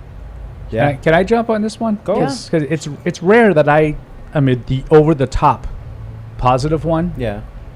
I think Layden Robinson's been really good. Yeah. I think Caden Wallace looks like he has some potential. Mm-hmm. And I think Jalen Polk is a solid potential possession-type receiver. I don't think this draft class looks bad at all. Yeah. I like that, Paul. I think for me, when I look at Jalen Polk, I instantly start thinking of Jacoby Myers. And obviously, he's not going to be a Tyreek Hill, a Justin Jefferson type of receiver, but he's reliable, he's consistent, and if he can grow with Drake May, I could see him being a guy that they have great chemistry on third down, one of those gotta-have-it plays. Polk's going to be that guy. So I don't think he's going to be this flashy, number one wide receiver, but there's also, I think, value in the Jacoby Myers of the world. Yeah, I mean, I think, Javon Baker, I think, has colored this a little bit, and it was kind of a lot of hype. Right after they drafted him, I think people were, even just point blank saying, well, this might be the real guy. I mean, he's I'm going to be honest, he's had a disappointing camp, and he had a little bit of hype going early, and I think that got the train kind of rolling, and people were like, Baker, Baker, Baker, and he certainly has a little shimmy to him that maybe only Pop has as well. Like, he's just got some ability to get away from guys, but the inconsistency with the hands, the not knowing where he is on the field, getting run out of bounds, jumping when he catches, it's just very unrefined and unpolished. And look, I mean, he's a 6th-round pick, right? So there's a reason for that. I think people just kind of saw the talent there, and I did too. Like, I liked him coming out. I thought he could, be that. He was exactly what you were looking for in the draft. You were looking for, well, who's a potential, look, they're picking early in the 2nd round. You're probably missing the true X receivers, like A.D. Mitchell, one of the names we had talked about. But who's a guy down below that maybe could emerge as that outside threat? And that's what Baker was, and he's got a ways to go. I mean, like I said, I think he's the 7th receiver. He's got work to do. I think he might be on the practice squad. All right, hold that thought for a second as we need to take a break here in a second. We'll be back. Tamara, I know we want to talk kickers when we come back. But first, Patriot fans, it's always game on with Dunkin', which is why grabbing a coffee is the most important game day ritual, because the best call for football is Dunkin'. The official coffee of the New England Patriots, America, runs on Dunkin'. We'll be right back. Without good blocking, your team's not going anywhere. Cisco blocks cyber attacks for customers around the world, including the entire Fortune 100 and the NFL. Because when the game is on the line, and it's always on the line, the NFL relies on Cisco. It ain't my dad's razor, Dad. Hey, watch it. It's from Gillette Labs. This green bar releases trapped hairs from my face. Game changer. While the Flex Disc contours to it, so the 5 blades can get virtually every hair in one stroke for the ultimate Gillette shaving experience. The best a man can get is Gillette Labs. By the time this Patriots fan is finished drinking his Pepsi, you'll be 15 seconds closer to game time. Patriots watching. Better with Pepsi. Without good blocking, your team's not going anywhere. Cisco blocks cyber attacks for customers around the world, including the entire Fortune 100 and the NFL. Because when the game is on the line, and it's always on the line, the NFL relies on Cisco. It ain't my dad's razor, Dad. Hey, watch it. It's from Gillette Labs. This green bar releases trapped hairs from my face. Game changer. While the Flex Disc contours to it, so the 5 blades can get virtually every hair in one stroke for the ultimate Gillette shaving experience. The best a man can get is Gillette Labs. By the time this Patriots fan is finished drinking his Pepsi, you'll be 15 seconds closer to game time. Patriots watching. Better with Pepsi. You've got to watch your NFL team every Sunday, and Verizon's got you covered for all your team's out-of-market games every Sunday afternoon. Come on! From kickoff to sign-off, from first downs and touchdowns to turnovers and overturned plays. After review, the pass was incomplete. Nice! Let's go! This season, win every Sunday with Verizon. Get a great deal on NFL Sunday Ticket from YouTube and YouTube TV and a new phone. Excludes digital-only games. Terms and embargoes apply. When someone accidentally threw away the school play costumes, oh no! Replacements were shipped with FedEx. And with picture proof of delivery, everyone could focus on the perfect opening night. FedEx, where now meets next. For residential delivery only. Join the conversation by calling the Ace Ticket hotline at 855-PATS-500 or email the show at webradio@patriots.com. Live from our studios inside Gillette Stadium, here's Matt Smith. Easy to drink, easy to enjoy. Bud Light, the official beer sponsor of the New England Patriots. Welcome back to Patriots Pregame with Matt Smith, Mike Dussault, and Tamara Brown. Tamara, before we get to your kicker question, email her at webradio@patriots.com. The emailer is, can I read a name? It's David, who's emailing. The Pats don't need to achieve top chef levels. We're hungry. No respect to Jacoby, but we're tired of leftovers. Let's look in the fridge and what's in the cupboard and use what we have. If AVP can't use what we have, he shouldn't be in the kitchen. Hey, I like that. Oh, no, that was a good email. It's going to unravel. That was very creative. I, however, am not a leftover girly. Like Touché. There are certain things that are good leftovers, like pasta, excellent leftover. It tastes better the next day. Right. Pizza. But I really like that email. Right. But I feel like for me, like I'm going to have to let it marinate. I'm going to have to learn how to cook. You can't just expect to cook like a 5-course gourmet meal on day one. Well, it's like when they take like the Wagyu beef and they like wrap it in salt for like a month, and it doesn't have to be that crazy. Yeah. But that's kind of how I feel about Drake May. Where I'm like, let's tenderize it, let's get it marinated, let's get it all ready to go. So when we pop that sucker on the steak, everybody's gonna lose their mind and go nuts. I think it's kind of like for Thanksgiving. Like, I wouldn't want a first-year cook to cook the turkey or the ham for Thanksgiving. It'd be dry. Like, I'd be so mad. Like, we look forward to Thanksgiving all year long. Like, I need you to have some experience. Experience. Like, you cannot make the macaroni and cheese, the turkey, the ham. Like, maybe you can make, I don't know, something that we don't really care or get excited about for Thanksgiving. I don't know. One of the sides that we really don't want. I'm losing track of this metaphor, but one of the sides that we really don't want. You can't make the main dish. Well, Matthew Judon didn't want mac and cheese. So what does that count? I don't know how that fits. You can't make the main dish that everyone's excited for with no experience. Right. So, Tamara, you want to talk about the kicking competition. Yeah. And I would ask at this point in time, on August 25th, has the competition been finalized? Well, is it over? Are we going to ask Tamara? She's biased. She's a Virginia Tech girl. I'm biased, and so when Joey Sly was signed, I was very excited because he was a really great kicker for us at Virginia Tech, and also great at the Commanders when he got drafted. Well, then it was the Redskins. But so I think that he has a lot of experience in the NFL. He has a big leg, so I'm excited about that as well. It's not just the Virginia Tech part. But I think it's been close. Until the last 2 days, it's been very close. And so for me, I'm kind of nervous that they're going to go with Chad Ryland just because he's young. They can continue to develop him. And Joey Sly was a good summer of competition to kind of, challenge him to get better, and they can work with that. So that's where I'm thinking they might lean towards Chad over Sly. Yeah, I mean, if you were objectively, Sly's been a little better. I mean, just overall, especially. Is it only a little better? I mean, it's like. Yeah, I mean, I would say in the last couple of days there was been a little bit more decisive, hasn't it? 4 for 4 versus 1 for 4. Right. A couple days ago, they do the high stress one where I've never seen before. The skinny. Where everybody, no, not even Matt. They would have everybody almost in a V around the kicker, and Dietrich Wise walking in front of him. Jabril Peppers is dancing like a little jig, and crazy. So it was really trying to distract guys, and I mean, just it hasn't been overwhelming, but I would say the edge has gone to Sly. It's hard to just give up on Ryland, but when I look at those two guys, based on what I've seen in camp on them, right now I have more confidence in Joey Sly. But also, I think if you're talking about whole body of work, that's when I say it's been really close. Yeah. In the last 2 days, That's fair. yes. That's fair. And I don't know if tonight either is going to make or break it for either one of them. So I wonder how they handle it, though. Yeah. Do they? It seemed like they were setting it up the last couple games to just rotate kicks, where there was a field goal, an extra point.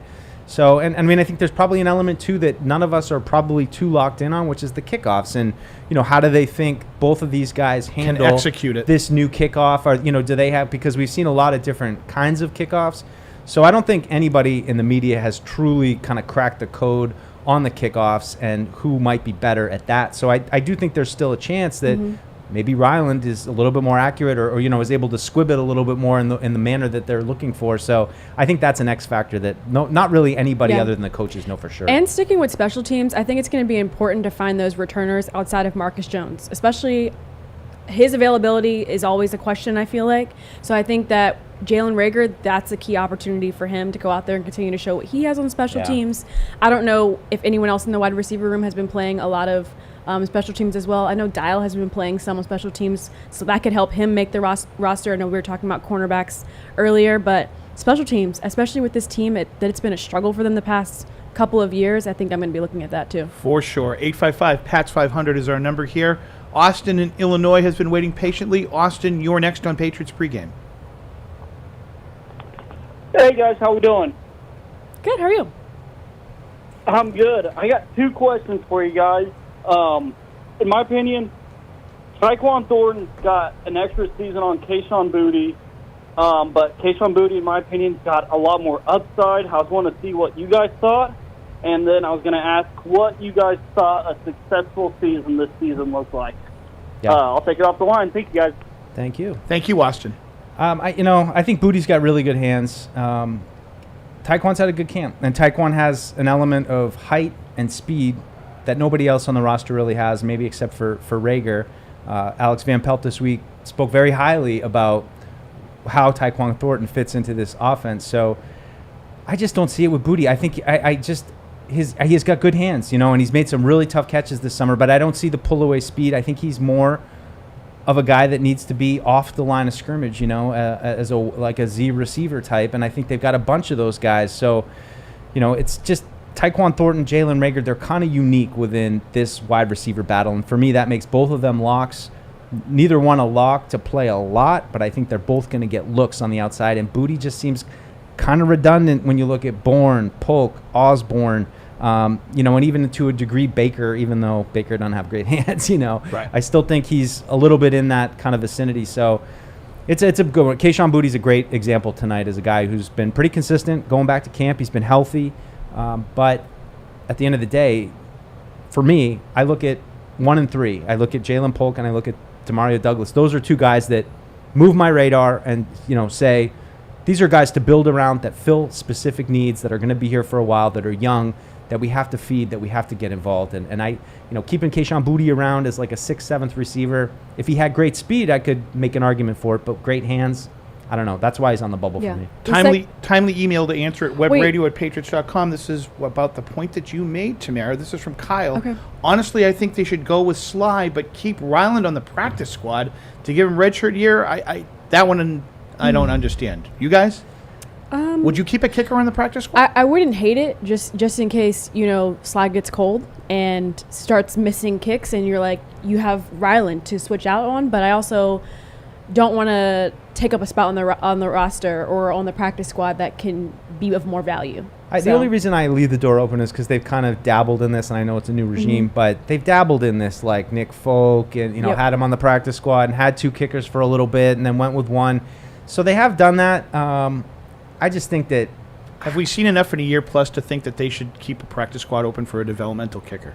I guess that would be my question. I think you could probably go out after cut down and find September somebody else. And find somebody. Correct. Correct. That would be my point too. And that would be Paul's point too. Go ahead. I can't remember the caller's name, so I apologize. But he had a second question. The second one was, "What was success look like for you?" Yeah. For the Patriots, Good and so I wanted to go back to that because I don't think that success is going to look like wins and losses. I think for me, it's going to be looking at, is the offense productive in the sense of, is it a struggle to score a touchdown? Is it a struggle to put points on the board? Like it was last year. Yes. And so I would like to see the offense be able to operate and actually not put us to sleep, but put together plays, not be a struggle to get down the field, not be going backwards after they may have a series or 2.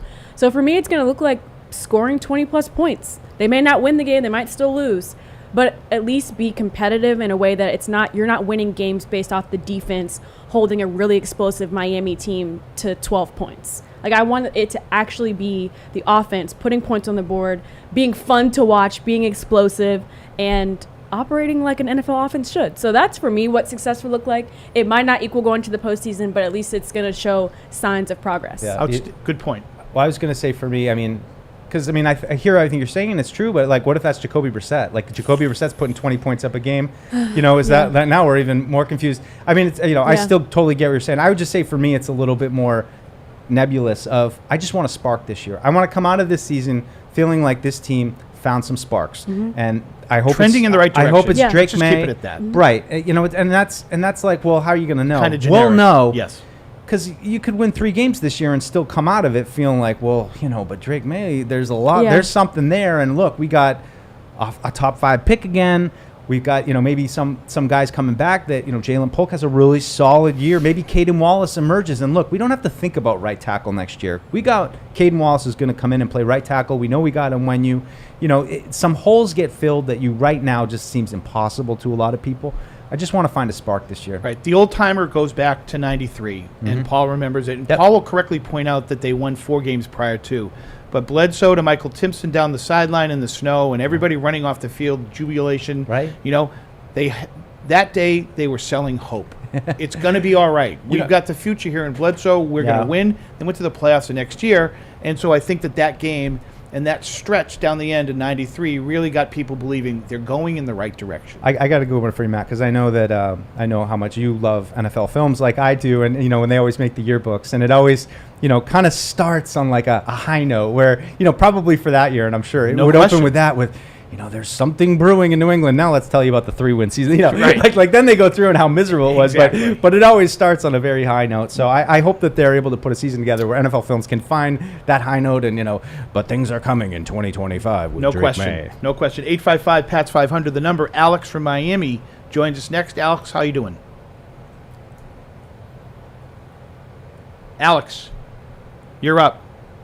Alex. Effects, Matt? It's time. It's time to do it. Okay. He's Oof. out. Okay. Alex, he would have stayed on. 855-PATS-500, our number. Also, you can reach us at I don't want to do you dirty like that every time, Matt. at Patriots.com. That's okay. Am I right with that?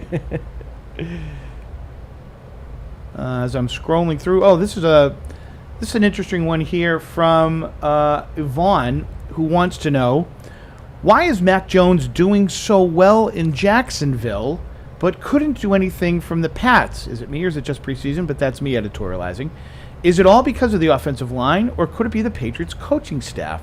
I'm concerned that we don't repeat the same issues with Mac and Drake May. That's Yvonne from Toronto. Yeah. I think I would have to pump the brakes a little bit on the Mac Jones and doing well in Jacksonville, as it's just preseason, but I digress. Yeah. I'm also with you on that. I've seen a lot of people in the last 2 preseason games for the Jaguars saying see, Mac Jones wasn't the problem. He's great. He's going to do so good. I'm like, guys, put him in there week 1 as the starter and see what's going to happen. He's going to revert back to his old ways. I think Deuce brought it up. He's still throwing off his back foot. It's still very questionable things that he's doing. I just would say to any Patriot fan who's in the Mac Jones of it all right now, dude, there's no comparison between what you have now in number 10 and what your old number 10 looked like.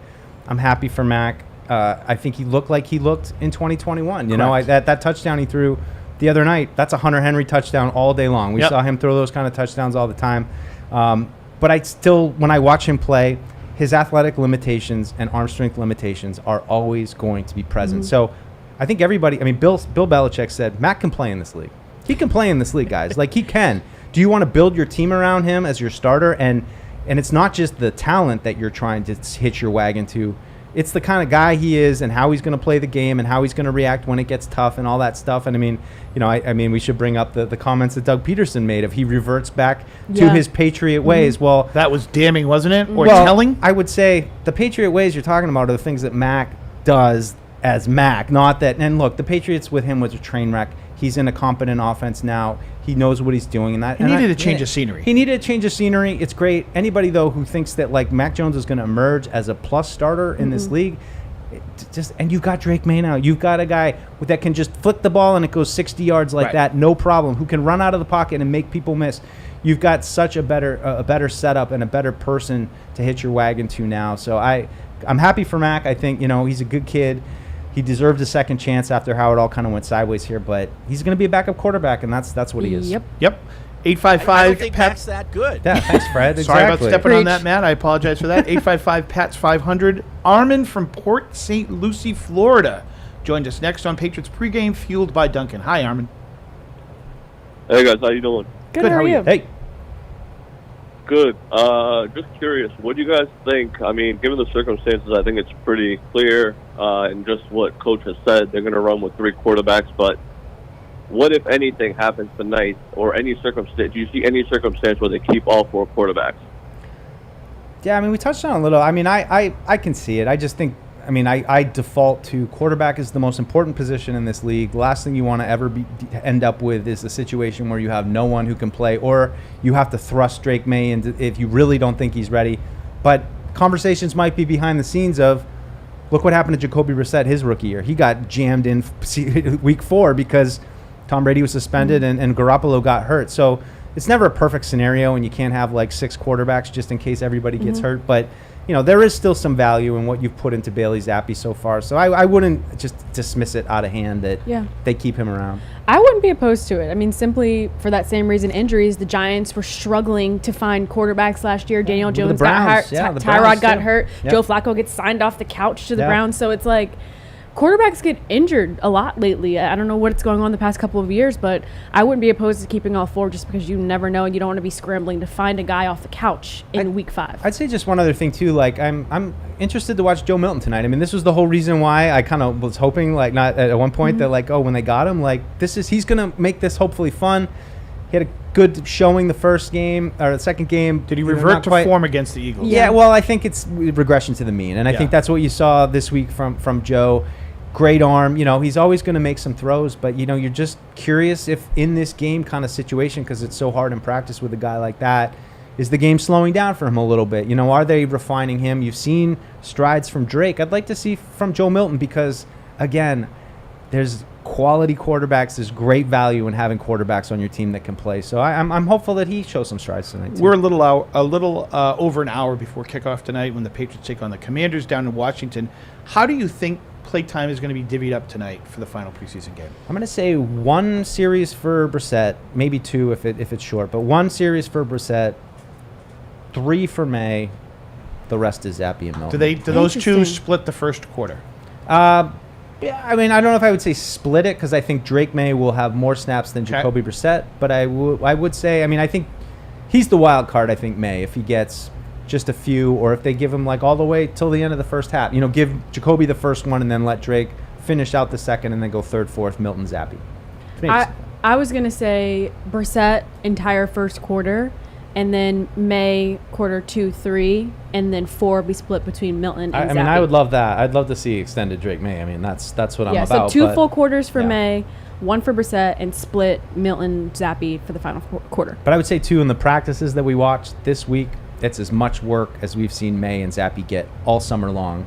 Sorry, did I say May? I meant Milton. Milton and Zappe, the most that they've gotten. So I anticipate they will heavy dose of them. They'll probably have more than just the second, than the fourth quarter. As much as I'd love to see extended May. Paul Perillo rejoins us now. Paul, I don't know if you heard that question I was getting to. How do you think the quarterback reps are distributed tonight in the preseason finale? Yeah, I would agree largely with Mike said. I think you'll get a little Brissett. I think that they just want to see some offensive progress, and then he'll be out. I think you might get a couple of series from May, and then I think it's all Zappe, Milton.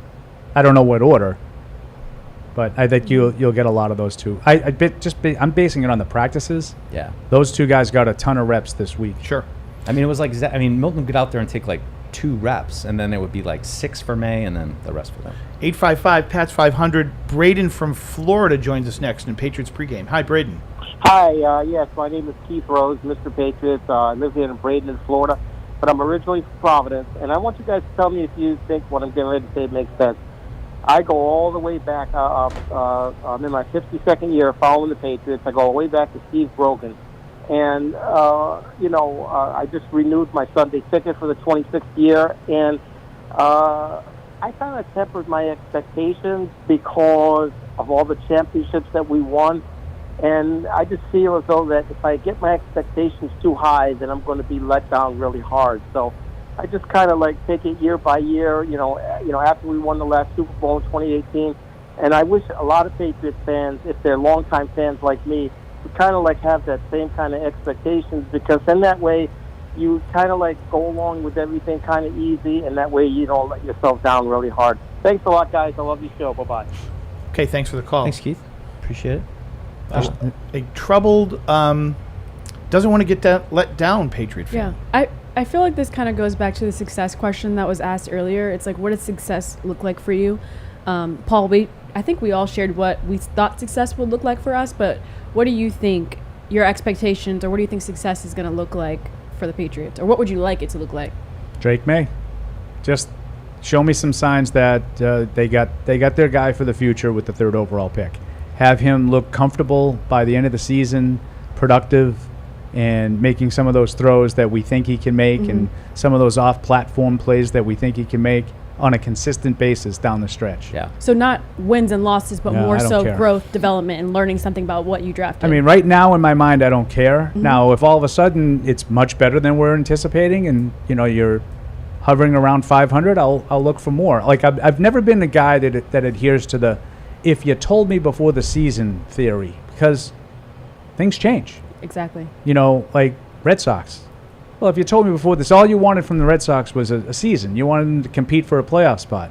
Yeah, but then they had one, and then now they're falling apart. So now you're disappointed.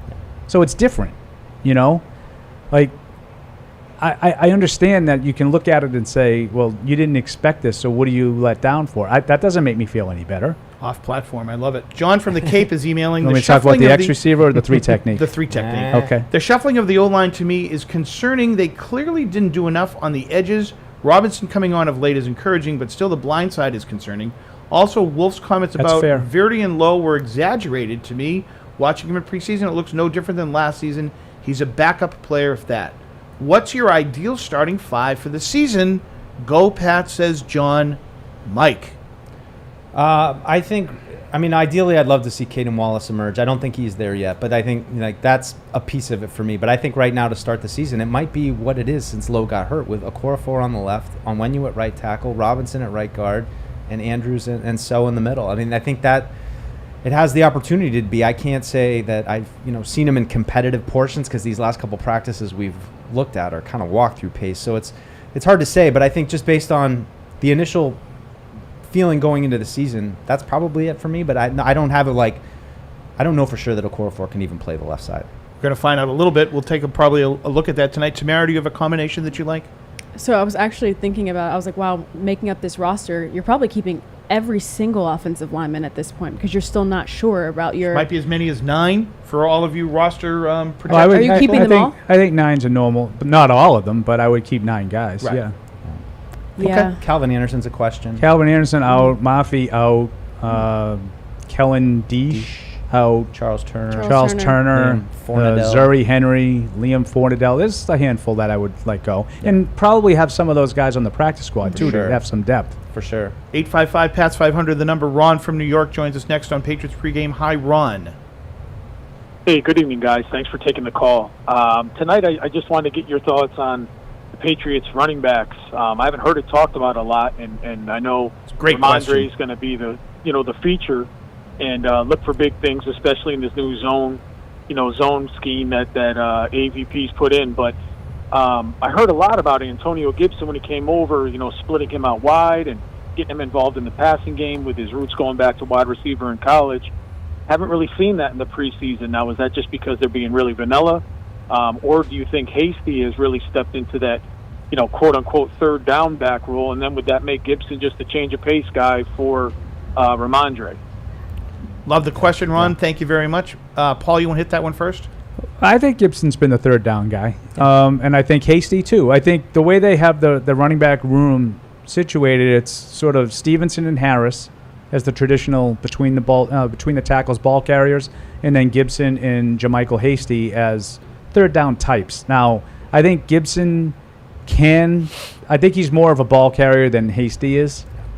But, yeah, no, I've been impressed. He can catch the ball. I mean, his ability to catch the ball out of the backfield is probably at a higher level than anybody they've had since James White. I don't want to put him in James White's category because I don't think he's in it. He isn't. But I just haven't really had anybody in that role. I do think that he has that ability, and that's how they've used him. I don't necessarily look at him as a split him out wide and try to run regular route.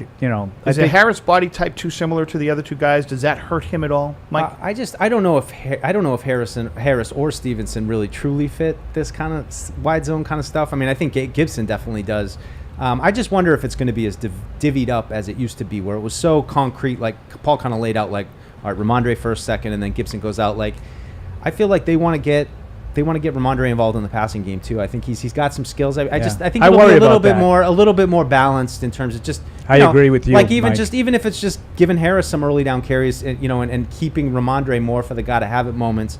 But I'm curious how it all plays out. Does Harris or Hasty touch the ball when it counts? I still don't know if that's true. Now, I agree with Mike's point about that with Stevenson. I do think that they like. I mean, listen, he's a very good receiver.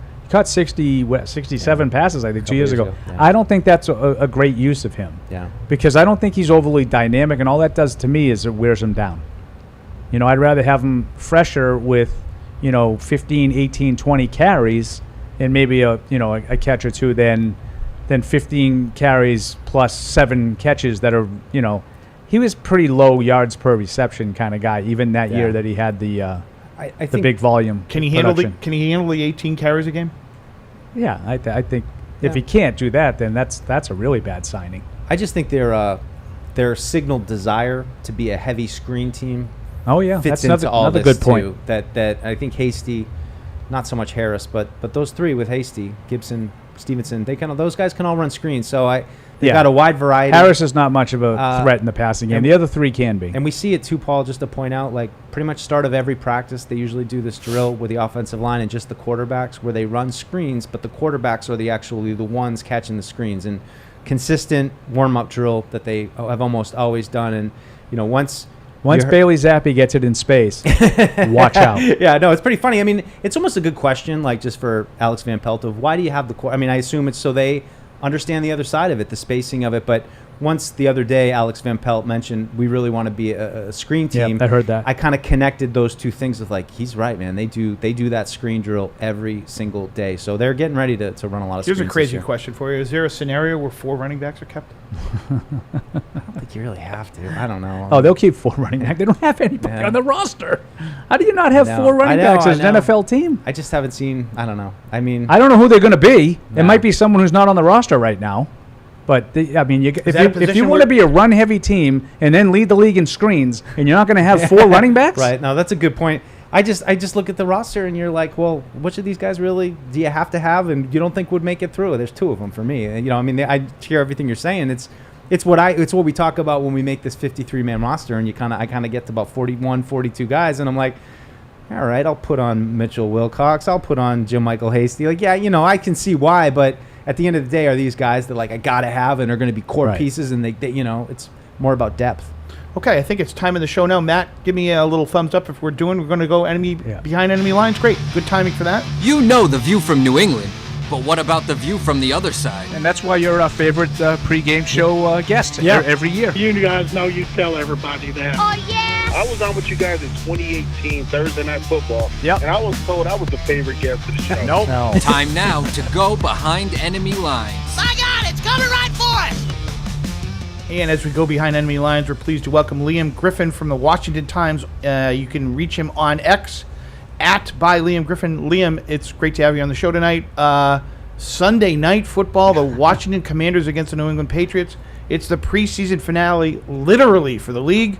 What's the atmosphere like down in D.C.? Or in Landover, excuse me. You got to punch him up. Oh, where? Oh. On the phone. So I didn't know that. Stadium. There we go. Yeah, sorry about that. Operator error. Liam, thanks for joining us, sir. Yes, sir. All right. Yeah, so, we are in Landover, Maryland. I'm coming to you live from the press box. The atmosphere is pretty good here at Commanders Field, formerly known as FedEx Field. They unveiled a brand new coat of paint, new food offerings, and this is the first and only preseason game for the Commanders at Commanders Field this year. So there's a lot of buzz. Even though a lot of the starters aren't playing, fans are still happy to be out here. Yeah. Hey, Liam, I just want to ask you about our counterpart down there, the second overall pick, Jaden Daniels. Just what was it like watching him through the spring and summer, and what kind of development did you see from him over that time? Yeah, so he's someone who really arrived as advertised. Everything that you heard about him coming into the pre-draft process, about his decision-making, about his accuracy, about his athleticism, that's something that we saw, but we saw him take on more of a leadership role as the offseason went on, as he took more snaps during training camp. They had kind of a gradual transition from the veteran Marcus Mariota to Jaden Daniels. That's something I'm sure you guys have seen a lot of in New England as well. So it's really seeing him get more comfortable in the offense, and that's something that we've noticed throughout the preseason games as well. So it's a long process. Everyone will tell you that the NFL season is a marathon, not a sprint, especially when you're talking about young quarterbacks. But every single little bit we've seen is giving fans lots to be excited about. So, Liam, I know we're not going to see Jaden tonight, but I assume that's the case with most of the frontline guys. Are there some young guys, maybe some new guys to the Commanders that maybe, some names that are less familiar that we might be keeping an eye on tonight? Yeah, so I've got a couple who are my go-to training camp standouts who I will tell everybody about. I will shout it from the rooftops. I'll start on defense. The Commanders have a lot of safeties that they are working with, which makes sense because of Dan Quinn's defense. He likes these kind of big defensive backs who can drop down in the box and kind of play a linebacker role as well. And number 40, Tyler Owens, was an undrafted free agent out of Texas Tech. He is someone who has shined throughout the preseason, and he's really impressed during the training camp period as well. He is an absolutely incredible athlete. He got close to the world record in the broad jump during his pre-draft testing, and that athleticism is shown on the field. So Tyler Owens is someone who we didn't know a lot about coming in, but has seemingly earned a roster spot. He'll be playing tonight, and he's someone to look for in the Commanders secondary. And then at wide receiver, similar kind of really competitive position battle as a lot of starters are sitting out. The Commanders will be looking for their 5th and 6th wide receiver. And I really like number 89, Bryson Tremaine, on the Commanders' offense. He is 6'4", and he looks every bit of it. The Commanders have kind of a small wide receiver room. They have a lot of shiftier guys, a lot of guys who can perform well in the slot. But Bryson Tremaine provides an amount of size that the room is kind of lacking at times. So the team brought in Martavis Bryant, who's someone who I'm sure that the people watching this might know, former Steeler, former Raider, played in a handful of different professional leagues and is making his NFL comeback, is also providing that size. So I'd look to see both of them as they try to earn their roster spot as one of the last wide receivers on the board for Washington. Dan Quinn's first year with the Commanders, Liam, and you've mentioned a couple times that you don't expect to see a lot of starters tonight for Washington. How is this fitting into how he's trying to run his program as preseason is winding up, as Washington gets ready for the regular season? Yeah, so Dan Quinn is someone who emphasizes competition literally every single time we talk about him. It is his favorite topic at every press conference. Every time I pull him to the side after practice, he wants to talk about competition. So at the top of the depth chart, you might not have that same competition. Terry McLaurin's going to be the top wide receiver. Jaden Daniels is going to start a quarterback. And so he's tried to kind of imbue this roster with that sense of competition, and it seems like that message is sticking. Players are running for fumbles. You're seeing players really try to high point the ball whenever they can. You don't see people take a lot of plays off. And when you do, you'll see Dan Quinn talk to them about it. So that's something that we've noticed, and every coach does that. They want to bring a lot of a competitive atmosphere to their roster. But with Coach Quinn, it's something that seems to be sticking to the players as well. Liam, just one more for me. I'm looking at the depth chart here. Brandon Coleman, a rookie, playing left tackle for you guys. Just is that accurate? Is he your top left tackle? How did he emerge in camp? We're having a lot of conversations here about the tackle position. I'm just, you guys drafted a quarterback. You needed a tackle too. What's the story been with the rookie on the left side there? Yeah, so he's someone else who really started to emerge during the rookie minicamp and during the organized team activities. He was really not projected to be the starter, but he started getting those first-team reps pretty early. He started missing some time with a shoulder injury, and so we really didn't get to see him as much throughout the preseason. He will not be playing tonight either. But, again, he's someone else who is just an athletic phenomenon. He was a basketball player, grew up in Germany, playing basketball as a point guard, actually. So he has an incredible high jump. He's someone who really took on this role as, the left tackle for the Washington Commanders. He adapted to that really quickly. And so, obviously, that's an important position. One of the big concerns for the Commanders and for Commanders fans going into the season is how can you protect the quarterback? The team allowed the second most sacks in the league last year. And that's not something that you can have when you have a quarterback with Jaden Daniels' stature. So having a rookie left tackle like that who can come in and start day one is going to be really vital for this team as they look to build towards the future. Liam, before we let you go, I just wanted to ask you about the Jahan Dotson trade. Were you surprised by that? Surprised with their willingness to sort of deal a guy like that in division? So I'm not surprised by the fact that the trade happened. That's something that the writing was kind of on the wall. We didn't see him flash as much during training camp and joint practices and during the preseason games. And you also got to remember that the Commanders had a lot of turnover throughout the organization this offseason. New coach, new general manager. And so Jahan Dotson's a former first-round pick, but he wasn't a first-round pick for Coach Dan Quinn and for general manager Adam Peters. And if you're not able to shine in Cliff Kingsbury's offense, then they're going to take the next man up. The fact that it was within the division is something that I was a little bit surprised by, but it makes sense for the Eagles in where they're at in trying to contend, bringing in Jahan Dotson as a kind of, high ceiling, low floor kind of guy. They're willing to take those chances, whereas Washington, they're looking to get as much draft capital as they can to keep building towards the future, because that third-round pick, that can turn into a Brandon Coleman, who maybe will be another anchor tackle for you going down the line. Liam Griffin of the Washington Times, we appreciate taking the time tonight for us to help us on Patriots Pregame. Have a great night, everybody. All right? Thanks, guys. Great. And Thanks, Liam. We're going to take a break at this point in time. Bridgestone, official tire of the New England Patriots, is proud to partner with Sullivan Tire, New England's headquarters for quality Bridgestone tires. Visit sullivantire.com to find a location near you. We'll be right back with pregame warm-ups on the field, and the Patriots are taking the field.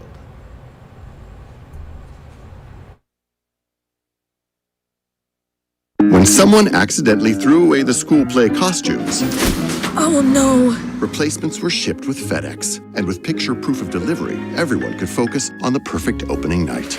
FedEx, where now meets next. For residential delivery only.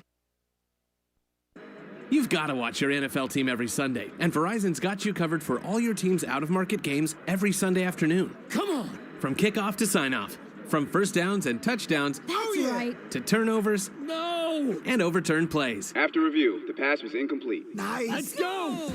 This season, win every Sunday with Verizon. Get a great deal on NFL Sunday Ticket from YouTube and YouTube TV and a new phone. Excludes digital-only games. Terms and embargoes apply. When someone accidentally threw away the school play costumes, oh no! Replacements were shipped with FedEx, and with picture proof of delivery, everyone could focus on the perfect opening night. FedEx, where now meets next. For residential delivery only. You've got to watch your NFL team every Sunday, and Verizon's got you covered for all your team's out-of-market games every Sunday afternoon. Come on! From kickoff to sign-off, from first downs and touchdowns to turnovers and overturned plays. After review, the pass was incomplete. Let's go! This season, win every Sunday with Verizon. Get a great deal on NFL Sunday Ticket from YouTube and YouTube TV and a new phone. Excludes digital-only games. Terms and embargoes apply. Join the conversation by calling the Ace Ticket hotline at 855-PAT-500 or email the show at webradio@patriots.com. Live from our studios inside Gillette Stadium, here's Matt Smith. Patriots pregame show is brought to you by DraftKings. Stay tuned because you'll hear more about DraftKings and all it has to offer throughout the show.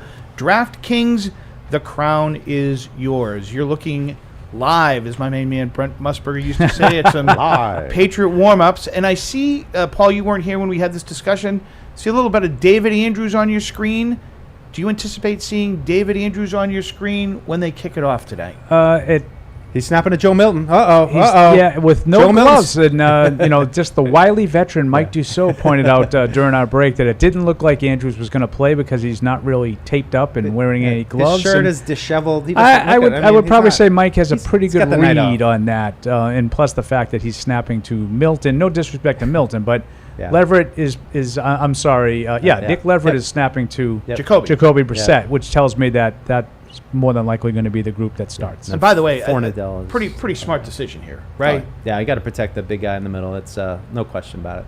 They've kind of been managing him all summer long. I mean, him, Jonathan Jones. I think Jonathan Jones actually was battling, a little something. I don't know if Andrews is necessarily, has gotten dinged up, but they've been careful with him, especially with the center depth that they've had. Well, that part of it, I think, makes it even more important. Yeah. Like they don't feel comfortable with the guys behind them. Yeah, and the Liam Fornadell kid, it's worth pointing out. They trying Antonio Maffi out there for a while, and then I don't know, about a week and a half ago, maybe a little bit less, this kid Liam Fornadell came in and he's been snapping for them. So he's kind of the backup guy now. I assume he'll be out there with Drake May. He'll get a bunch of snaps tonight. We'll answer your emails at webradio@patriots.com. Here's one from Jeffrey from Canada. Wow. For all the discussions and even anger about the Patriots receiving group during the offseason, you could make a strong argument that we're actually worse at the position today than we are going to week one last year. How is that even possible?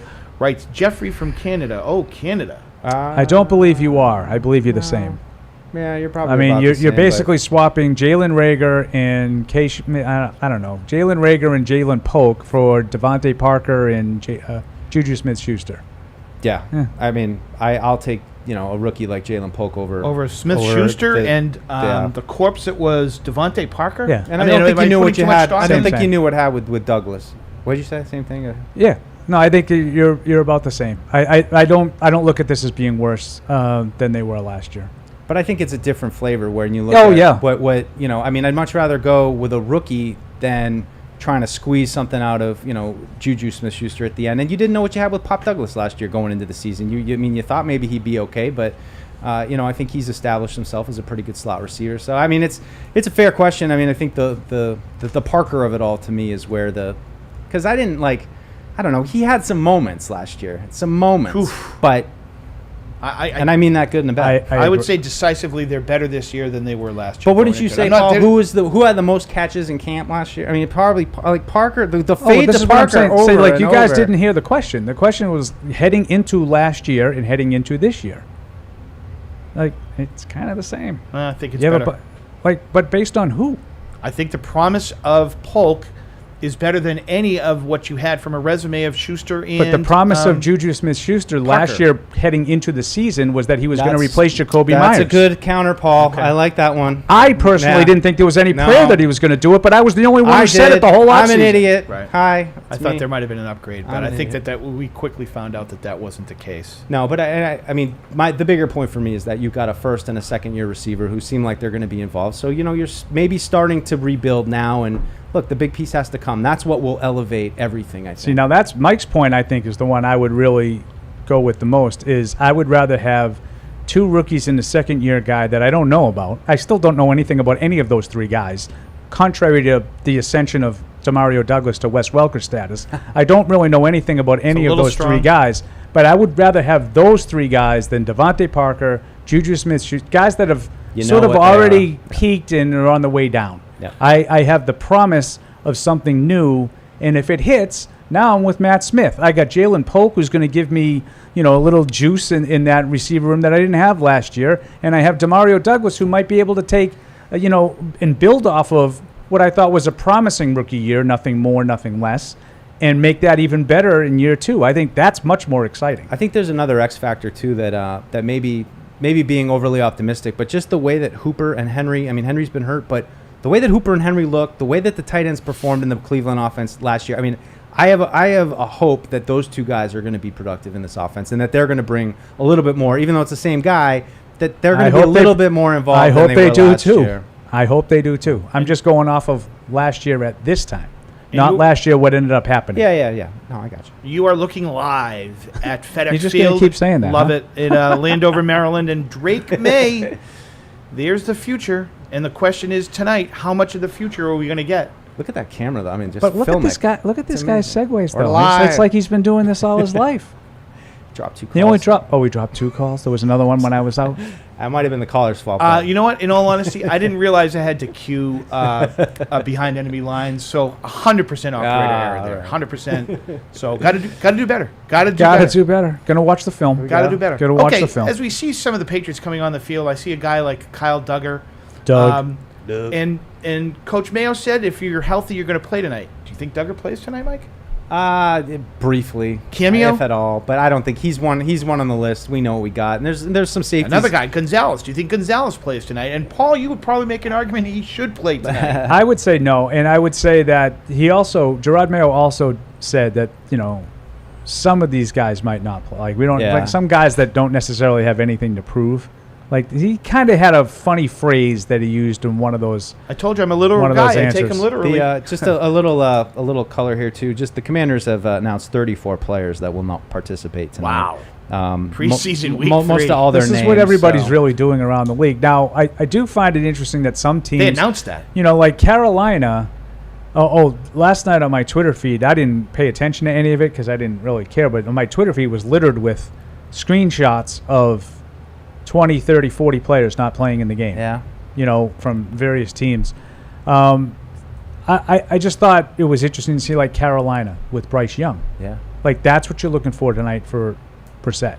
Yeah. Like I'm going to start you because I want to see something. Yep. Now Bryce Young hadn't played in the first 2 games. He goes out 6 for 8, touchdown, good solid drive for the Panthers. Good. Now go sit over there. We got out of this. No one got hurt. Yeah. Because he actually was running around a little bit too, Young, for a preseason game. I don't necessarily think you want that. I mean, I saw on Twitter Dan Orlovsky was talking about early in the San Francisco game. Again, I didn't see any of this. Brock Purdy was sort of running around under pressure and taking more hits than you'd like to see in a preseason game. I saw a little bit of Will Levis today playing, Calvin Ridley playing. So I got to take inventory of the league because, as I said to Matt, nobody knows. Like no one's defined the 3 preseason games. Couldn't agree more. Some teams weird. have done it one way, some teams have done it another. But I would say for the Patriots, a young team, new offense, new coaches, they got to play. Right. Washington's got 35 guys in the same situation not playing. So on the I other just side think of the that everybody's glass, doing it different. I would be my way. On the other side of the glass, Matt Morrell's having a conniption. We need to get to the over-unders. This is a maiden voyage for me. It's time for this week's edition of Over-Unders. Boom. Oh, it's so good. Last week, Paul and Mike, 2 and 4. No socks, 0-0. What if I abstain? Can you abstain? No. I You can't. must All right. choose. I mean, Give me that during pen. this I need week your you pen. can. What'd you say? I need your pen. Okay, here we go. So first question, Joe Milton drive started. That's my job, Matt. Joe Milton Oh, drive started, geez. 2.5. How about explain that to me maybe in the pre-show meeting? Okay. I love the fact that Matt's going to fight Morrell. You'll lose, by the way. He was a Marine. Host on host I prime. know. I know. I'm gonna go. I'm gonna start us off with an over on the Joe Milton 2.5 drives. I'm going to agree with Mike. I think he will be out there for more than 2 drives, so I will take the over as well. Yes, over. Drake May completions, 4.5. You, Paul. Well, this better be over. Otherwise, I think we're going to have another post-game show. So I'm going to take the over. Yeah, I'm gonna. You're up. Humada. I think you're up this time. You're up, Matt. I'm gonna go under. Under? All right. Care to make it interesting? I'm going over. Ramondre Stevenson rushing yards, 22.5. That's you, Matt. Matt, you go first on this one. Under. I'm gonna go under 2. Yeah, I'm going to make that one unanimous. I don't think he'll be in the game unless he pops one. Who pops? Mondre! Pop always pops. JaMychal Hasty receptions, 1.5. Oh, JaMychal Dussault's going over. You know what? I'm going to take the over too because I think they're going to need someone to catch those little checkdowns. That's all they really throw offensively. So yes, I'm going to take the over. Let's round it out and go with an over. All right. Washington Commander touchdowns at 0.5. This is me. I'm going to say they score a touchdown. So I'm going to take the over. Pretty bold strategy, Cotton. Same. That was on today. It's always on. I'm going to go under. It's a shutout. And total score, 24.5. That's a good number. That's a tough 24 and a half. That's tough. So 25 would be over, right? Correct. I'll go over, but barely. I'm going to go over. Pat's roll. Yeah, I don't know who's rolling, but I got to take the over of 24 and a half. I mean, I love when you have disdain for the number. Yeah, I think it's supposed to be 34 and a half. Poor Matt's back there like, I should have come up with a better number. Maybe I shouldn't just make them up. These are prescribed on the internet. An influencer told me Last week I had 3. Wow, this is a great one. All right, so Matt, I'm compiling notes. There is an open for over-unders Everything. and that you run it. Okay, very good. He loves his opens. I need to do Same thing with the Sunday By the way, six-pack, Matt. Same thing with the Sunday six-pack. The opens are terrific. Yeah. Yeah, very, very well produced. No I like it a six-pack lot. today. I got a better job on show prep, Matt. My bad. Okay, so we're looking live here at a little team stretch going on down in Landover, Maryland tonight. There's the new Number 9, receiver, Matt by the way. Landers. Matt Landers, number 9. He's a tall drink of water. He's a tall. By the way, he's he doesn't fit the profile of the speed. wide receiver room right now, right? He sticks out. He's got some speed. You can see why they grabbed him after they lost with Jaquay Jackson. Is that his name? Very good. Very right good. off the top of my head. But he actually caught a nice. Milton missed him on one, and then Milton had him on another pass this week. Pretty nice one. You can see a little bit of what he does. I mean, he's kind of in the Taekwondo mode. And there's our guy right there, Terrell Jennings in the foreground. Paul. He's going to knock Kevin Harris off the roster. Am I seeing, he's my anti-Del Pettis. Like, Del Pettis, I have no idea. People have been talking about Del Pettis all summer. I'm like, I saw him get that goal line stop. But otherwise, I haven't seen him do a single thing in practice. He's active. He just hasn't caught my eye. I'm not saying anything that he's not doing anything. I just haven't seen it. But Terrell Jennings, every time he does something, he catches my eye, and I think he moves well, and I think he catches the ball well. And maybe I'm crazy, and he's going to get cut in 2 days, and he'll never play again. But I don't know. I think there's something there. Maybe I I'm think crazy. he's got a chance to be on the practice squad anyway. Well, all those running backs, right? I mean, if you're only keeping 4 running backs, you need some help. Yeah. Get him on the practice squad. And if you're struggling to get to 47, what are we doing? Yeah. Right? But he continues to just kind of be buried behind the top guys. So I don't know if he's getting a legit chance. I don't know if he can. Maybe he's got a ways to go. He popped last week. Pop a little bit. I mean, every 20. Did he have like a 20-yard run? Yeah. That way, put him all the way almost to Ramondre Stevenson's total. Right. Exactly. Get him out there. I don't know.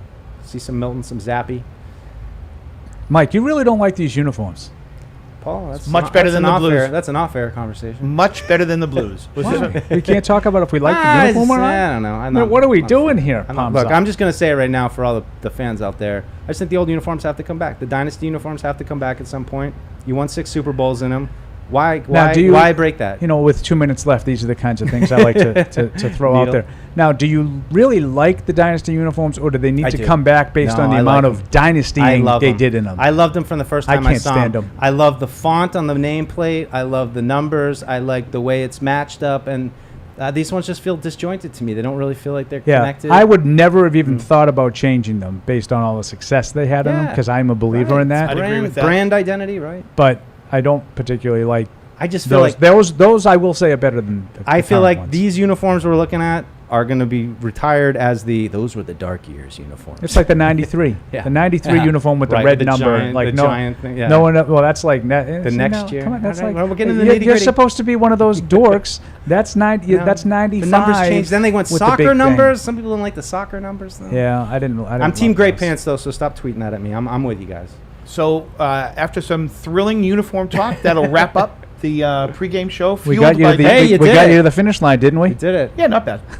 Not bad. Maybe a little too much on the uniforms down the stretch. Okay, but, once your glasses cleared up, you were able to do things a little absolutely. Right. You could see. You could focus. Hope I didn't drag you guys down too much. Patriots against the Commanders from Landover, Maryland.